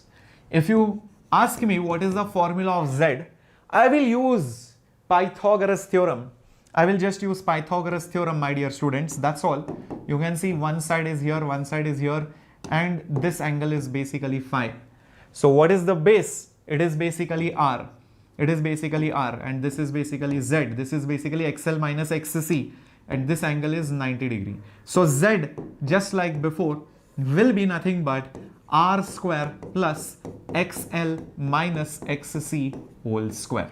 That is the value of impedance. That is the value of impedance of the circuit. That is the total resistance of the circuit. So can I now relate the total current, the total voltage and the resistance? The answer is yes. Just like the current, or rather voltage across the resistor, voltage across the inductor, voltage across the capacitor, this is the total voltage, will be nothing but, understand, resistance into current, resistance into basically the value of the current. Voltage across the inductor will be again current into something, current into something, current into something. What is that something? For inductor, it will be inductive reactance. For capacitor, it will be capacitive reactance. For total voltage, it is the total impedance. That's all. This is just like Ohm's law. So V is IR, V is IR, V is IR, V is IR. I is V by R, I is V by R, I is V by R, I is V by R. So these are all resistive elements. These are all the voltages. This is the current. That's it. So straightforward. Yes, if it is mod, then it will be upwards. Yes, Srinath. Yep, I'm just interested in the magnitude. That's all. So here also, I can again say tan of phi will be XL minus XZ mod divided by resistance. If somebody asks me cos of phi adjacent by hypotenuse, it will be R by Z. That's what.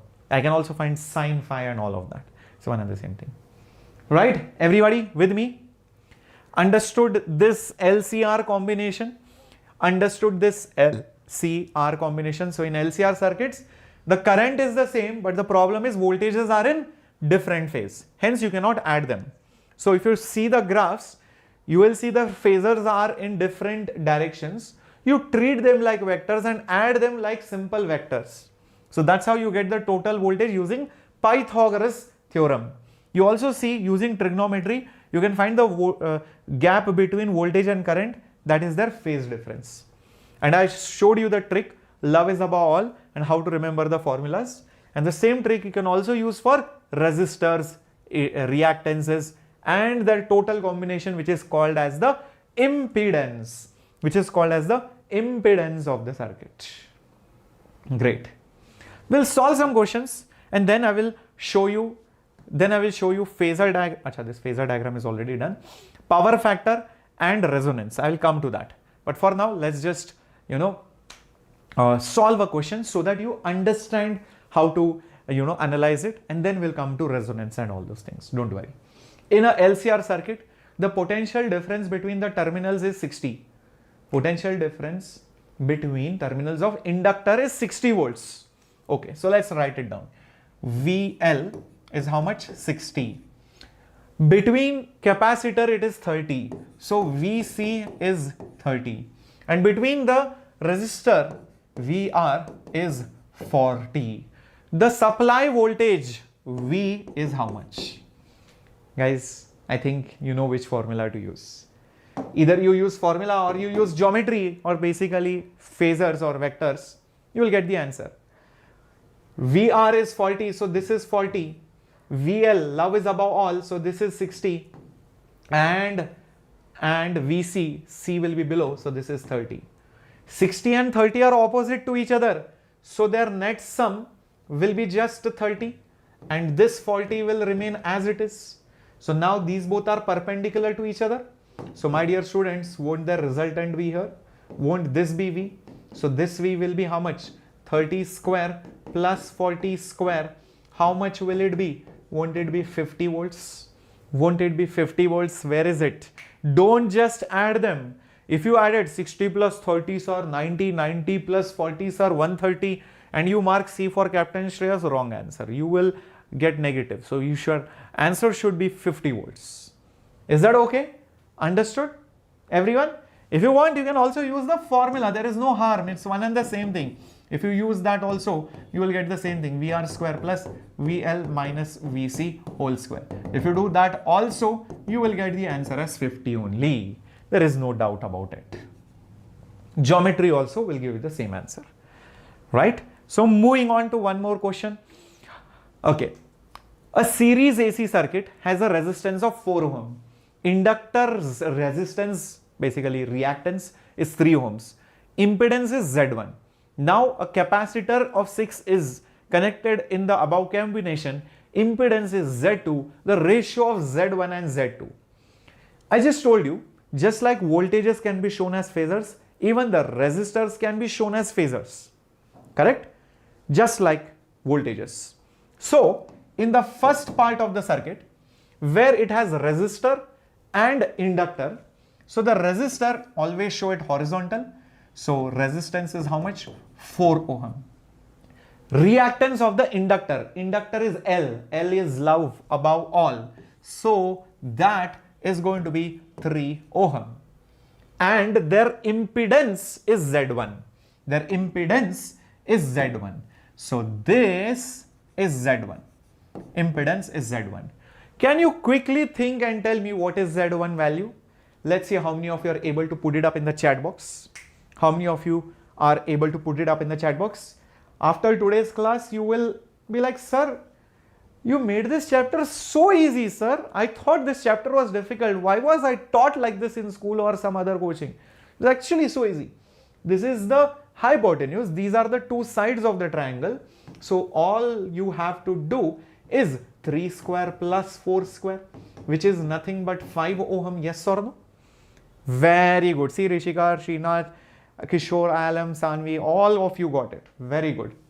Now, what you do in the next scenario, you add one more capacitor. So, these two are anyways there. This resistance is anyways there. This is also there. Additionally, you add XC. XC is 6. XC is 6. Okay. XC, C comes below. L is love above all. Resistor is normal. I know what to do. 6 is bigger than 3. So, won't it look something like this? 6 minus 3 will be 3 ohms. And this will be, sorry, this was not 5, my dear warriors. This was 4, I think. This was 4 ohms. So, this will still be 4 ohms. Okay. Now, adding both of them, what I will get is the new impedance. Well, this is again 90 degrees. use Pythagoras. So 3 square plus 4 square, won't it be again 5 ohms? Coincidentally, it is coming out to be 5 ohms again. So what does this tell you? Z1 by Z2, which is 5 by 5, which is 1:1. 1:1 is option A for AIMS. Option A for AIMS. Yes, very good, Neha, Rishika. See, understood? So this is how AC problems are to be solved. I'll tell you the main trick in AC, vectors. That's it. Treat AC problems like vectors and vector addition problems. It becomes very easy. It's that simple. That's all I have done. I have shown it like vectors. I have shown it like vectors. That trick only many people do not know. Or they know it but they don't want to use it. Or maybe they are not told that you can use it. So that's all the trick is. That's all the trick is. Okay? Very good. Very good. In the circuit shown below, what do you think will be the reading of the ammeter? What do you think will be the reading of the ammeter? Come on, my dear students. Very interesting thing. If you again show the phasor diagram of resistances, resistance is 30 ohm. XL is 25. XC is also 25. Oh my God, these two just got cancelled. These two just got cancelled.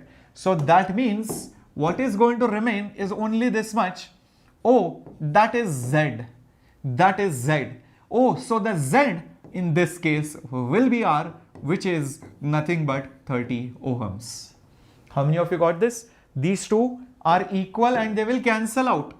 They are equal and they will cancel out. That's all. Two vectors opposite to each other. So the Z value will be equal to the R value. Okay, perfect. So that also means here when I find the total voltage across inductor and capacitor, inductor's voltage, if it is VL, capacitor's voltage, which is VC, you will see that both of them will cancel each other and therefore the voltmeter reading will be a big fat 0. Voltmeter reading will be basically a big fat 0. 0 is there in A and D. So B option and C option got eliminated. B option and C option got eliminated. Yes or no, my dear students? Everybody, B and C option got eliminated. Very nice. Now, out of A and D, who is true? Well, for that, use this. Remember, voltage is current into impedance. Voltage is current into impedance. What is the voltage? Total voltage, 240. What is the current? I don't know. What is the impedance? Impedance is R. But what is R? 30. So into 30. So what is the current, my dear warriors? 0, 0 cancels, 24 by 3. That is 8 amperes. 8 amperes is here. Option A gets eliminated. So it should be option D. Yes, it is option number D. Yes, it is option number D. Understood, my dear students? Clearo? Everyone? Awesome, awesome, awesome, awesome, awesome. Very good, very good. Great. Let's move on. Let's move on. I hope now you are enjoying AC problems. You are like, sir, I never thought this was so easy. It is just vectors. If you know that, that's it. Now, you know what this particular condition is? This is a very special condition and I think we should just go back so that we can talk about it. Yes, this is basically resonance. In resonance, it so happens that your XL and XC values both are equal and you will see that the impedance Z coincides with the resistance. So basically you will see XL equals to XC. Even in terms of voltages, it happens. So VL and VC will cancel each other. What remains is just voltage across the resistor, which also just ends up being the total voltage. So this cancels this, this cancels this, that's all. So my dear students, what is the phase difference then? The phase difference phi will be 0. So the total voltage and the current, remember the current phasor, remember the current phasor, remember that current phasor, and the current voltage phasor and the current are in phase, are in basically the same phase. Is that okay? They are in the same phase. And only in this particular scenario, you will see that the current, which is the total voltage divided by the impedance, that current will be voltage divided by the resistance. If you notice, usually the value of Z used to have so many terms in it. The value of Z used to have so many terms in it, like it used to have R square, and then it used to have XL minus XC whole square. But the best part, because XL and XC are equal, that's why this term became 0. That means the impedance, has it not become minimum? Has it not become minimum, my dear warriors? Because there is no additional term, because that term only became 0. I'm not adding the square of a term. That's why Z value became very small. It's like saying R square plus 0 square, R square plus 0.1 square, R square plus 0.5 square, or R square plus 3 square. So obviously R square plus 0 square is the least among all of them, because if you add anything else, it will make it more and more. It will make it more and more, correct? So basically what I have done, I have made the value of impedance denominator minimum. So what will happen to the current? What will happen to the current? This current will be the maximum current that can flow in the circuit. This current will be the maximum current which can flow in the circuit. Exactly. And because this happens, omega L is equal to 1 by omega C. Taking omega on this side, this will be 1 by LC. So omega will be 1 by root LC. So this is called as the resonant frequency. This is called as the resonant. This is called as the resonance angular frequency. Resonance angular frequency. Is that clear? Only at this frequency you will see the impedance is minimum and the current is maximum. Only at this frequency you will see the impedance is minimum and the current is maximum. Is that clear, my dear warriors? Very good. And in fact, you can also show a graph of omega versus the current. And this graph, my dear students, goes like this. This graph goes like this. It reaches this maximum value. It reaches this maximum value at that frequency 1 over root LC. 1 over root LC. This is your max value, which I found out over here is V by R. This is your I max, which is total voltage divided by resistance. This is the resonant or resonance frequency. This is your resonant frequency. So at this frequency, you will see resonance occurs. Resonance occurs. Maximum current flows. Cool. Till this point, everything is clear. Till this point, everything is clear. Very nice. Awesome. Now, if you go back over here, I had also told that there is something called as a power factor, and this is also very important. You should know about it. What is this power factor? See, when you have an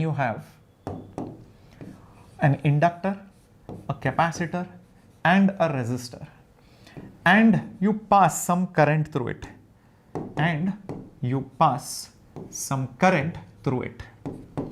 okay, this is an inductor, this is a capacitor and a resistor. Out of these three, who do you think causes some loss in the power? Who causes some loss in the form of heat? Does inductor cause any loss?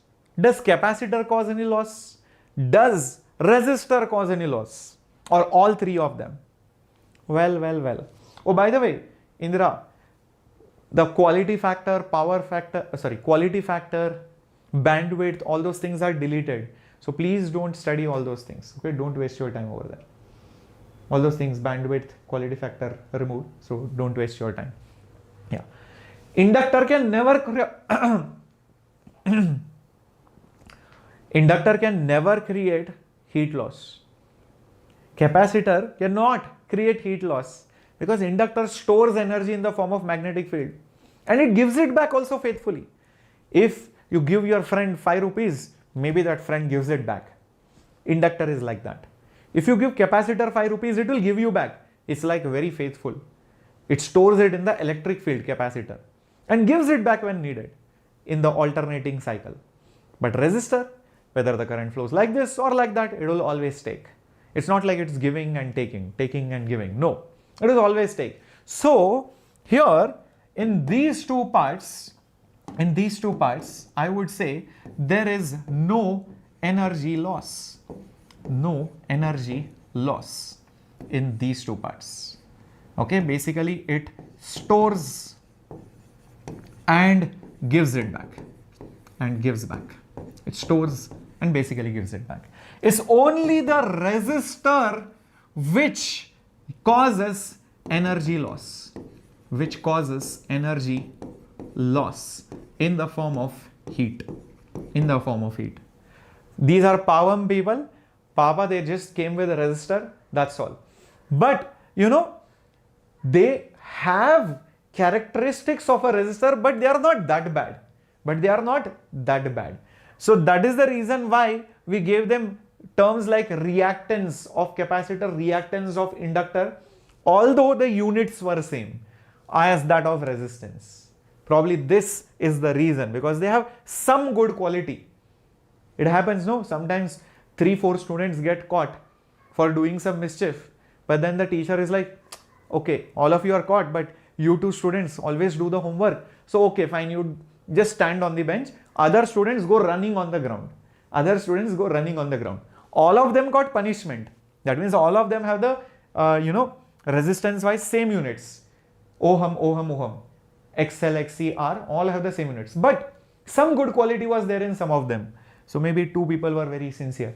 So that's why we gave them the word reactance and did not call them resistance. Is that making sense? Yes, account, you can watch it if you're a JEE student too, definitely. Right?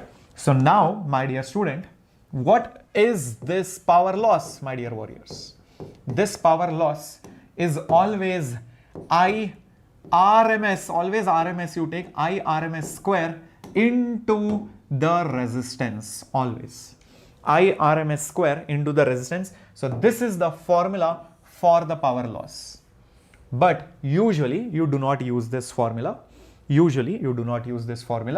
Many times you will end up using this formula. Observe, power loss is IRMS into R square. What is the value of IRMS? Come on, think about it. IRMS is VRMS by impedance. Okay, so this will be V squared of RMS, and here you will have Z square, and this R as it is, this R as it is. What can we do now? Okay, I'll do one more thing. I don't want this also. In fact, I will write it like this: IRMS into R, and only this IRMS, I will substitute it as VRMS by Z. Rest as it is. IRMS as it is, and this R also as it is. Now I'll write it as VRMS into IRMS into this R and Z. I put it like this. And then I try to recollect something from my memory, which is right now very fresh. R was here, Z was here, if you remember, and then this part was XL minus XC, and this was phi. How many of you remember this triangle of resistors?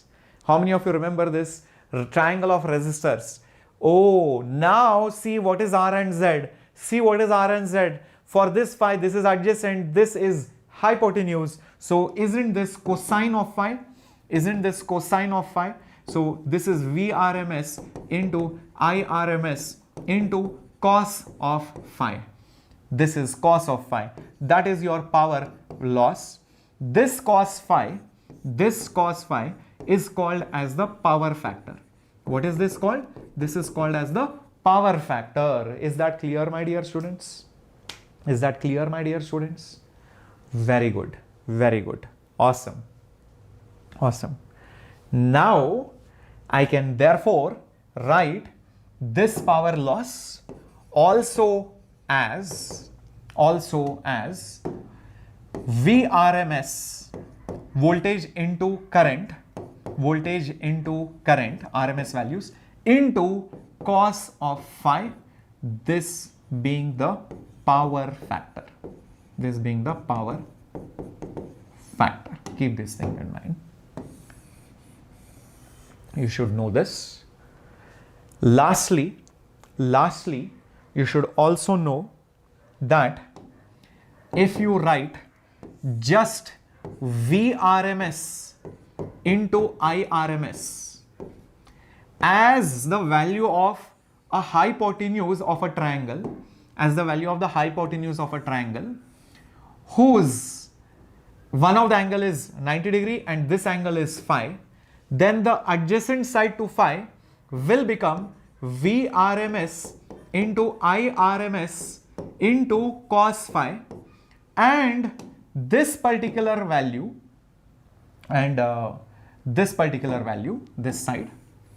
this side will become VRMS into IRMS into sine of phi. If this hypotenuse is V into I, this is VI cos phi, this is VI sine phi. Why did I give these triangles and these angles and these values? This is basically the actual power. This is basically the actual power loss. This value is not the actual power. It feels like it should be the power loss. That's why it is called as apparent power. It is also called as apparent power.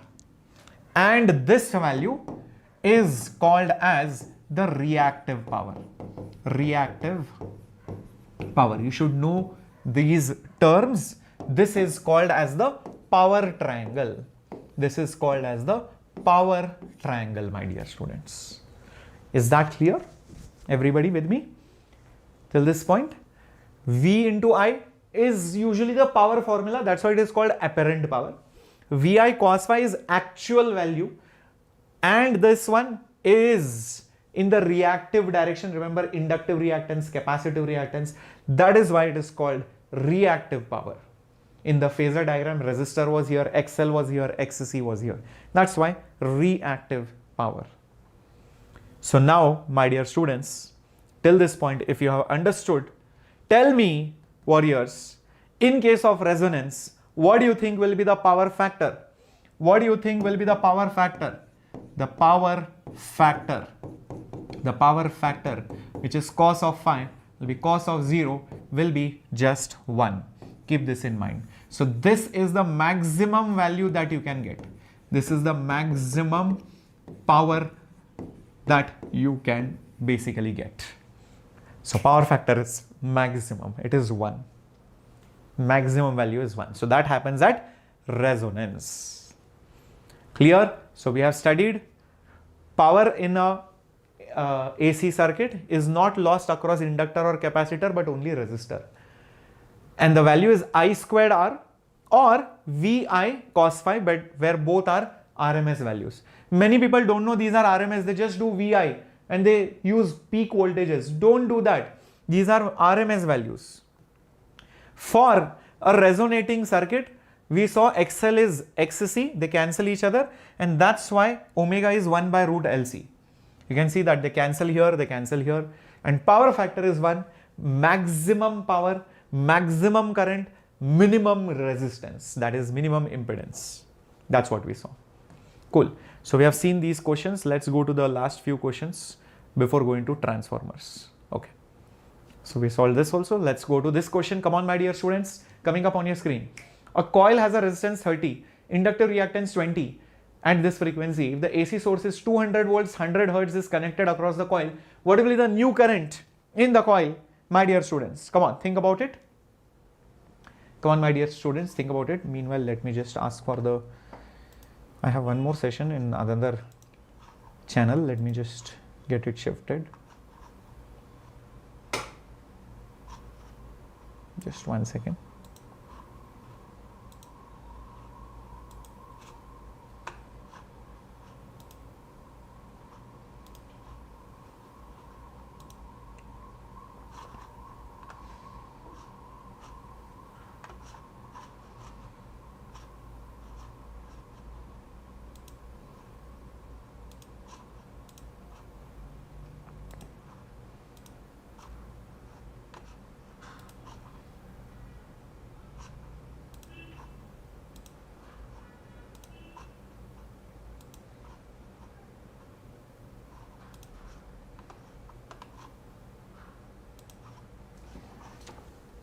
Okay, let's start.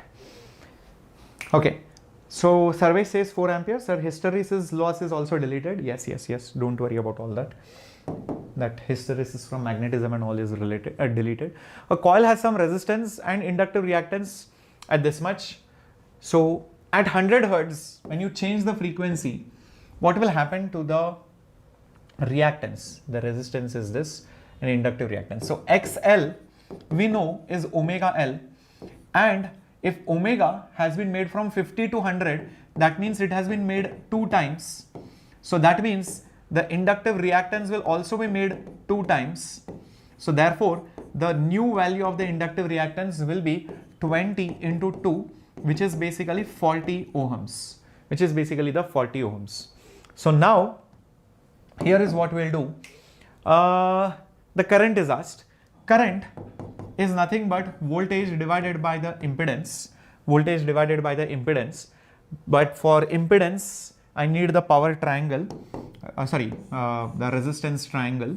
So this is XL, this is R, this is 90 degree, this will be Z, this will be basically your Z. Now what is the value of R given? The value of resistance is basically 30 ohms. XL prime, we just got it as 40 ohms. So how much will Z be? Z will be root of, by Pythagoras, 30 square plus 40 square, which is 50 ohms. So the value of Z, I got it as 50. Voltage is new voltage, 200. So how much is it?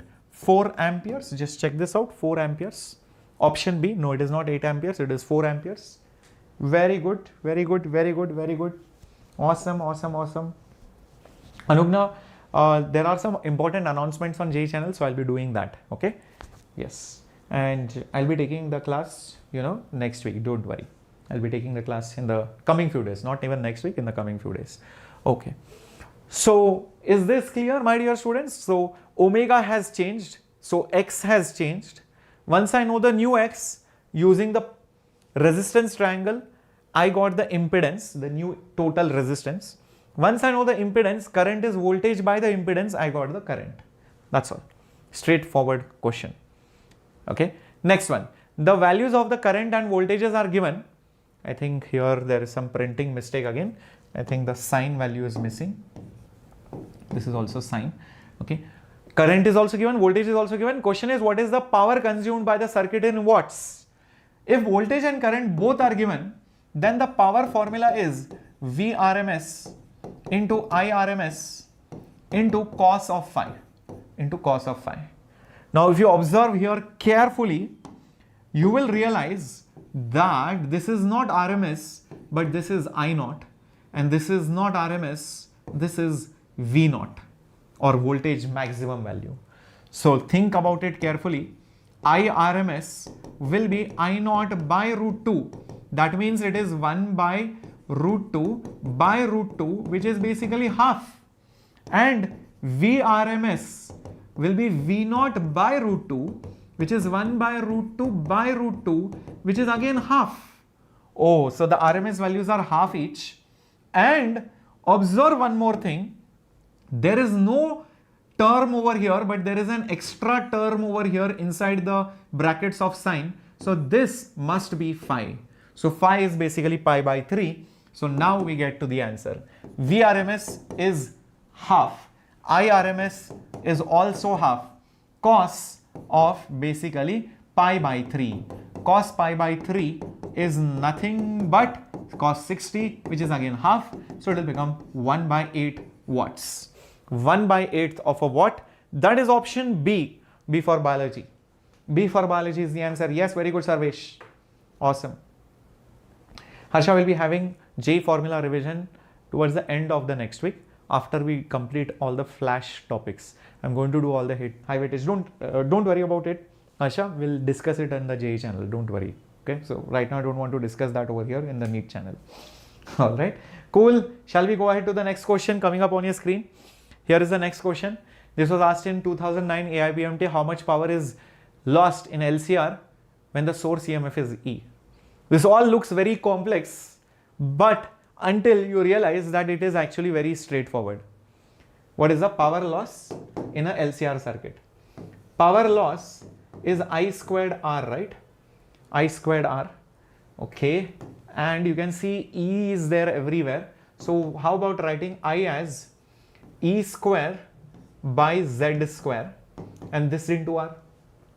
You can see R also on the top in the numerator in some places. Now just put E square and R. What is Z square? Z square is R square plus XL minus XC whole square. Correct? Remember this? Remember this, my dear students? I just told you this some time back.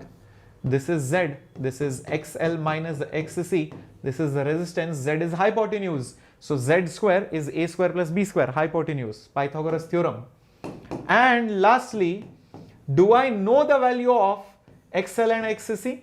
Do I know the value of XL and XC? Yes. XL is omega L. XC is 1 by omega C. So square it.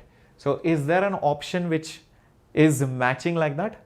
Is there an option which is matching like that? I think there is. Option number 1. Option number 1. Yes, perfectly. So actually it is a straightforward question, but you know, the way, the manner in which it has been presented to you looks very big, very complex. But actually speaking, it is very simple. Okay, let's go to the next one.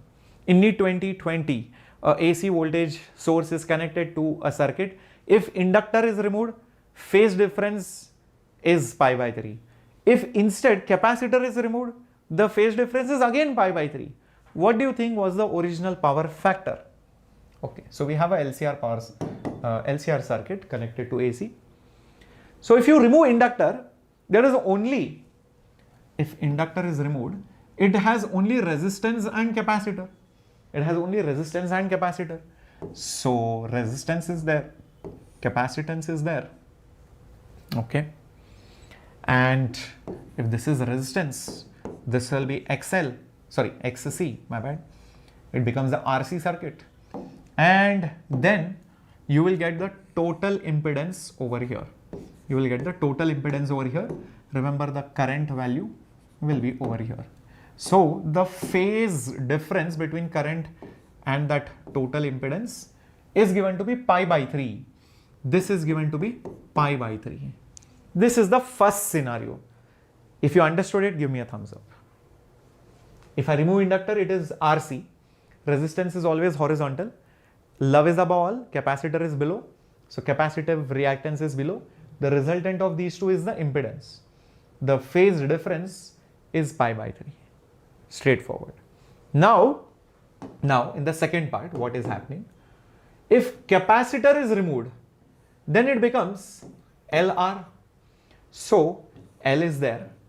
So in the second case, your XL is there. Your R is there. And the resultant of these two is basically Z. And that is making pi by 3 with the current. with the same current.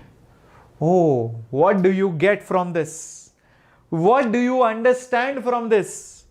Whether you remove inductor or whether you remove capacitor, the Z value goes this side or this side by equal amounts. Pi by 3 here or pi by 3 there. If you just flip this, won't you get this? If you just flip it, Z will come here like this. That XL will fall on XC. As it is, it will be. So from this, can't you see XC will be equal to XL? When does this happen? At resonance. At resonance. So what is the power factor? What is the power factor? It will be 1. So where is 1? C for Captain Shreyas. That's all. Once you draw the diagram, it becomes easy. If you see the solutions in many books, they have done it in such a ridiculous manner, you will be shocked. Why the hell are they doing it like that? But actually, if you notice, I did not even make a single equation here except for this, which is very straightforward. And I just made, this answer or the solution using geometry or phasor diagram. So that's why I'm saying AC is phasors, vectors, geometry. That's all. If you understand this, nothing can stop you from solving AC problems. Is that right? Everybody with me? Everybody with me? Very good. Shall we go now to the last part? How many of you got some confidence in AC? Sir, yes, now I think after little practice and watching this lecture, if needed again, I will be able to crack AC problems.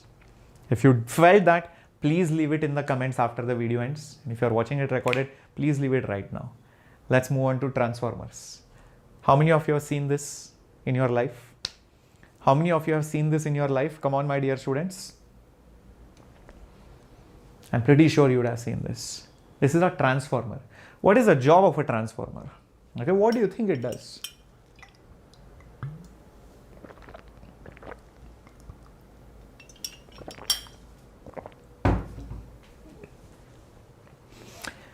Yeah, a transformer.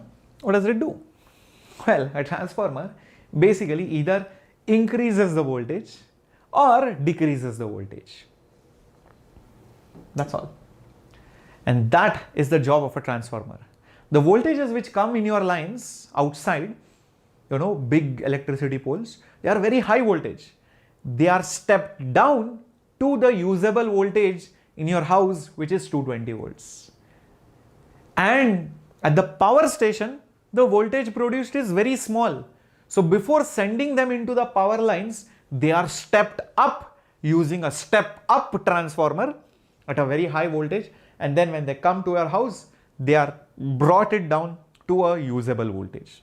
Why do they step it up? The reason is to avoid I squared R losses or the losses in the wires which carry the electricity. So actually what happens is when you increase the voltage at the power station, the current reduces proportionally. And once the current reduces, the current square into R value will reduce. So the power lost in the wire which is carrying that electricity goes down significantly. And that's the reason why you increase the voltage at the power station before stepping it down here. Is that okay, my dear students? Is that okay, my dear students? Okay, fine. Now, if you talk about a transformer, this is a device which is used in power transmission. It transmits currents and voltages in AC. It is used to increase or it is used to decrease the supply voltage. If it increases, then it is called as a step up transformer. If it decreases, it is called as the step down transformer. It is called as the step down transformer without changing the frequency. The transformer works on the principle of EMI and mutual induction. EMI and mutual induction. That's all. So you will see that in the case of a transformer, you have a coil which is often called as the primary coil. And on the other hand, you have another coil which is called as the secondary coil. Secondary coil. You send current in the primary. Let's say the current sent is I1, and the voltage that you have across the primary coil is, let's say, V1. Because of this current, you will see that there will be a current which will be set up in the secondary, and there will be some voltage in the secondary which I call it as V2. This is the current which is sent in. This is input side. This is also called as the input side. And what you get on this other side is also called as the output side. This happens because of EMI. So when you pass the current and all that, then you will see it creates magnetic field around it. It creates magnetic field line around it. And some of the field lines, they end up going inside this coil.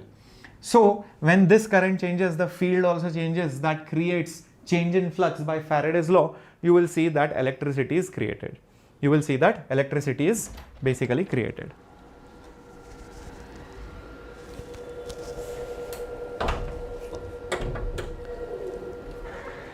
Electricity is basically created. Correct? Everybody with me?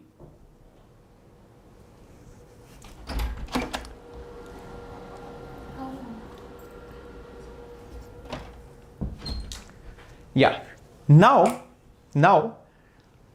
if this is clear, yes. Now, if this is clear, the problem is that you don't want these field lines going anywhere randomly. You want maximum number of field lines should go through the secondary coil. So that's the reason why you basically create an iron core and wind these turns in that iron core, on that iron core. So you generally have like an iron core which is basically ferromagnetic in nature, which ensures that maximum number of field lines pass through the secondary coil,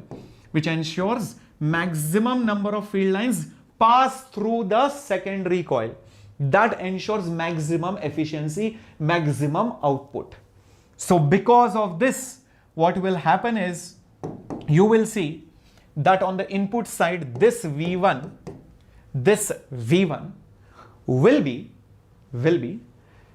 the total voltage across the coil, the total voltage across the primary coil. And if there are N1 turns here, it will be N1 into d phi by dt. N1 into d phi by dt. This is nothing but your Faraday's law. We are talking about the magnitude here. Faraday's law says that the total voltage is N times d phi by dt. Same thing you can say on this side, that voltage over there is N2. N2 is the number of turns over here, is the number of turns on the secondary side. It will be N2 into d phi by dt.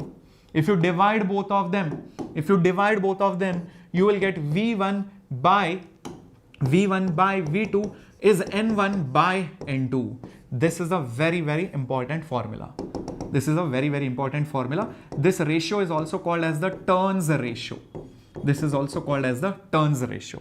You will see that if N1 is more than N2, then V1 will be more than V2.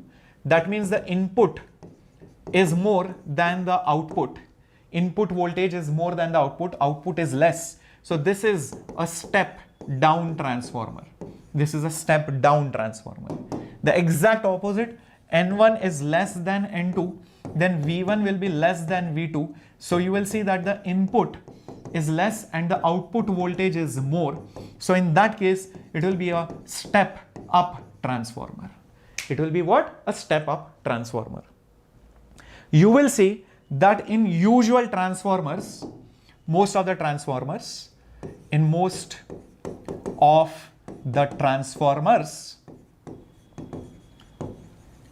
you will see that there is negligible power loss. Negligible power loss. Because of which what happens? The input power is equal to the output power. Input power is equal to the output power. There is no loss at all. Basically, I can say that the efficiency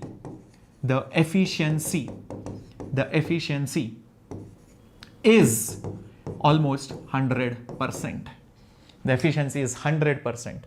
Otherwise, the efficiency, which is output by input into 100, this can be maybe 90% or 80% or some other percent. In that case, there is some loss which is happening in the transformer. There is some loss which is happening in the transformer. But for most of the transformers, you will say ideal transformers, P1 will be P2. And once I do that, P1 is V1 I1, P2 is V2 I2. So therefore, V1 by V2 is I2 by I1. But V1 by V2 was N1 by N2. So therefore, V1 by V2, which is also N1 by N2, will be I2 by I1. Now, please remember one thing. This equation is only true if efficiency is how much? 100%. Else you will see that P1 will be some 90% or 80% or whatever percent of P2 and all that, and then you will solve the problem. We'll solve a question like that, don't worry. But this is only true if the efficiency is 100%. So tell me one thing, in case of step down transformer,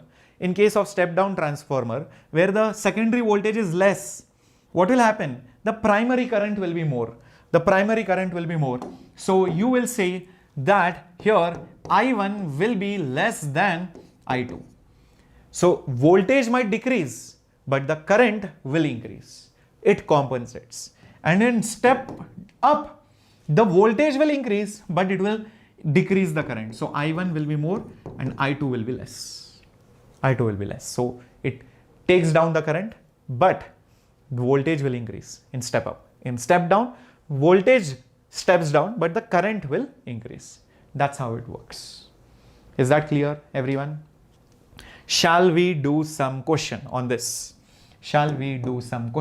Okay, let's see. If the primary voltage is 100 or 1000 volts at let's say, for example, 100 watts,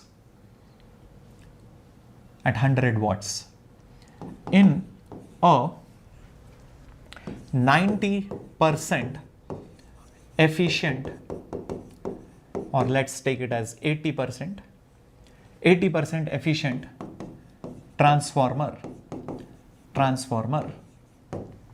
with also will add one more thing. Also, it has 10,000 turns.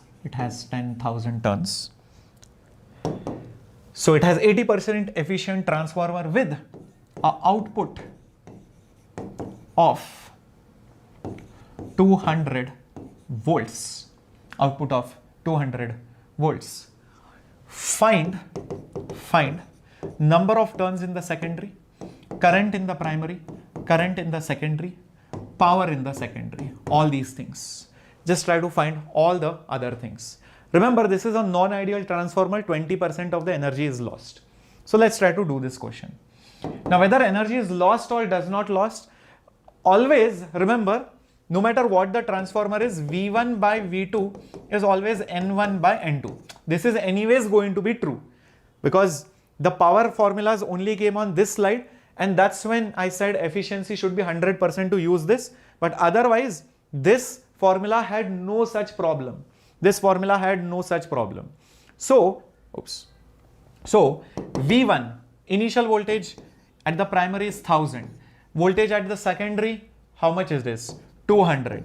Is number of turns. Number of turns is 10,000 at the primary. Number of turns at the secondary has to be basically found out.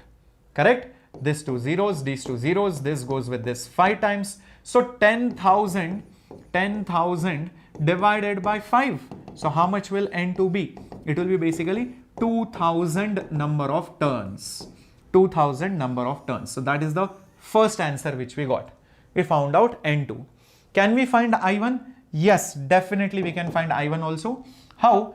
P1 is I1 V1. P is VI. Current into voltage is power. What is the power? 100. Current? I don't know. Voltage is 1000. So basically current is 100 by 1000. That means it is 0.1 ampere. So we found that answer as well. We found I1 as well. Can we find P2 and I2? Yes. How do we do that? See, it is 80% efficiency. Efficiency is output power by input power into 100. Efficiency is 80. Output power, I don't know. Input power is how much? 100. Is 100 into 100. So from this 100 cancels, how much will I get P2 as? P2 will be basically 80 watts. So P2 will be how much? 80 watts. Direct usage of formula. Last thing which we do is to find I2. We know just like P1 is I1 V1, P2 will be I2 V2. So 80 watts will be I2 into voltage. Voltage 200. So therefore I2 will be 80 divided by 200, 0 cancels. This 2 goes with 8 4 times. So this will be 4 by 10, which is 0.4 amperes. So I2 will be nothing but 0.4 amperes. So we got the second answer as well. Is that right, everyone? With me? Understood? Clear? Yes, awesome. So this is how you can solve a question on transformer. It is very straightforward, like I showed you, but you should know when you can use this. You can use this anytime. Whether it is efficient or not efficient doesn't matter. But this formula, please use it for 100% efficiency, because it starts only with this. P1 is P2. If it is not equal to P2, then you use please this particular formula. Efficiency in percentage is this much. Efficiency percentage, eta is the symbol for that, is this one. P2, output by input into 100. Now there were many other sessions which are planned. Please make sure that you attend all of them. Now today actually the class I have conducted at 7 o'clock. This class is shifted to tomorrow. Okay. So make sure that you please attend that. Then the remaining classes, like you can see right over here. And there is also respiration in plants, human health and diseases, which are planned for Friday and Sunday. Make sure you attend all of those. Okay. And remember, I'll be taking one more class. I don't know. Yeah, over here. So if you have missed this particular class, make sure you watch that, Ray Optics Part 2. If you have not watched Part 1, please watch Part 1 also. So I have completed entire Ray Optics, including optical instruments and prisms. Cool. So I think we had a very good lecture. We have solved many questions. Make sure you also check out the DPP which is attached in the description box. There is a link. Click on the link. It will ask to enter your username or details. If you are already a Vedantu user, no problem. Else create an account. It is free of cost. Okay. And the PDF will be shared on the Telegram group. So if you found AC made easy, then please put up AC easy in the comments. AC easy in the comments, so that I know you have watched the lecture till the end. Okay. And do not forget to like and subscribe. So see you in the comments with the AC easy comment. Take care, my dear warriors. Captain Shreyas signing off.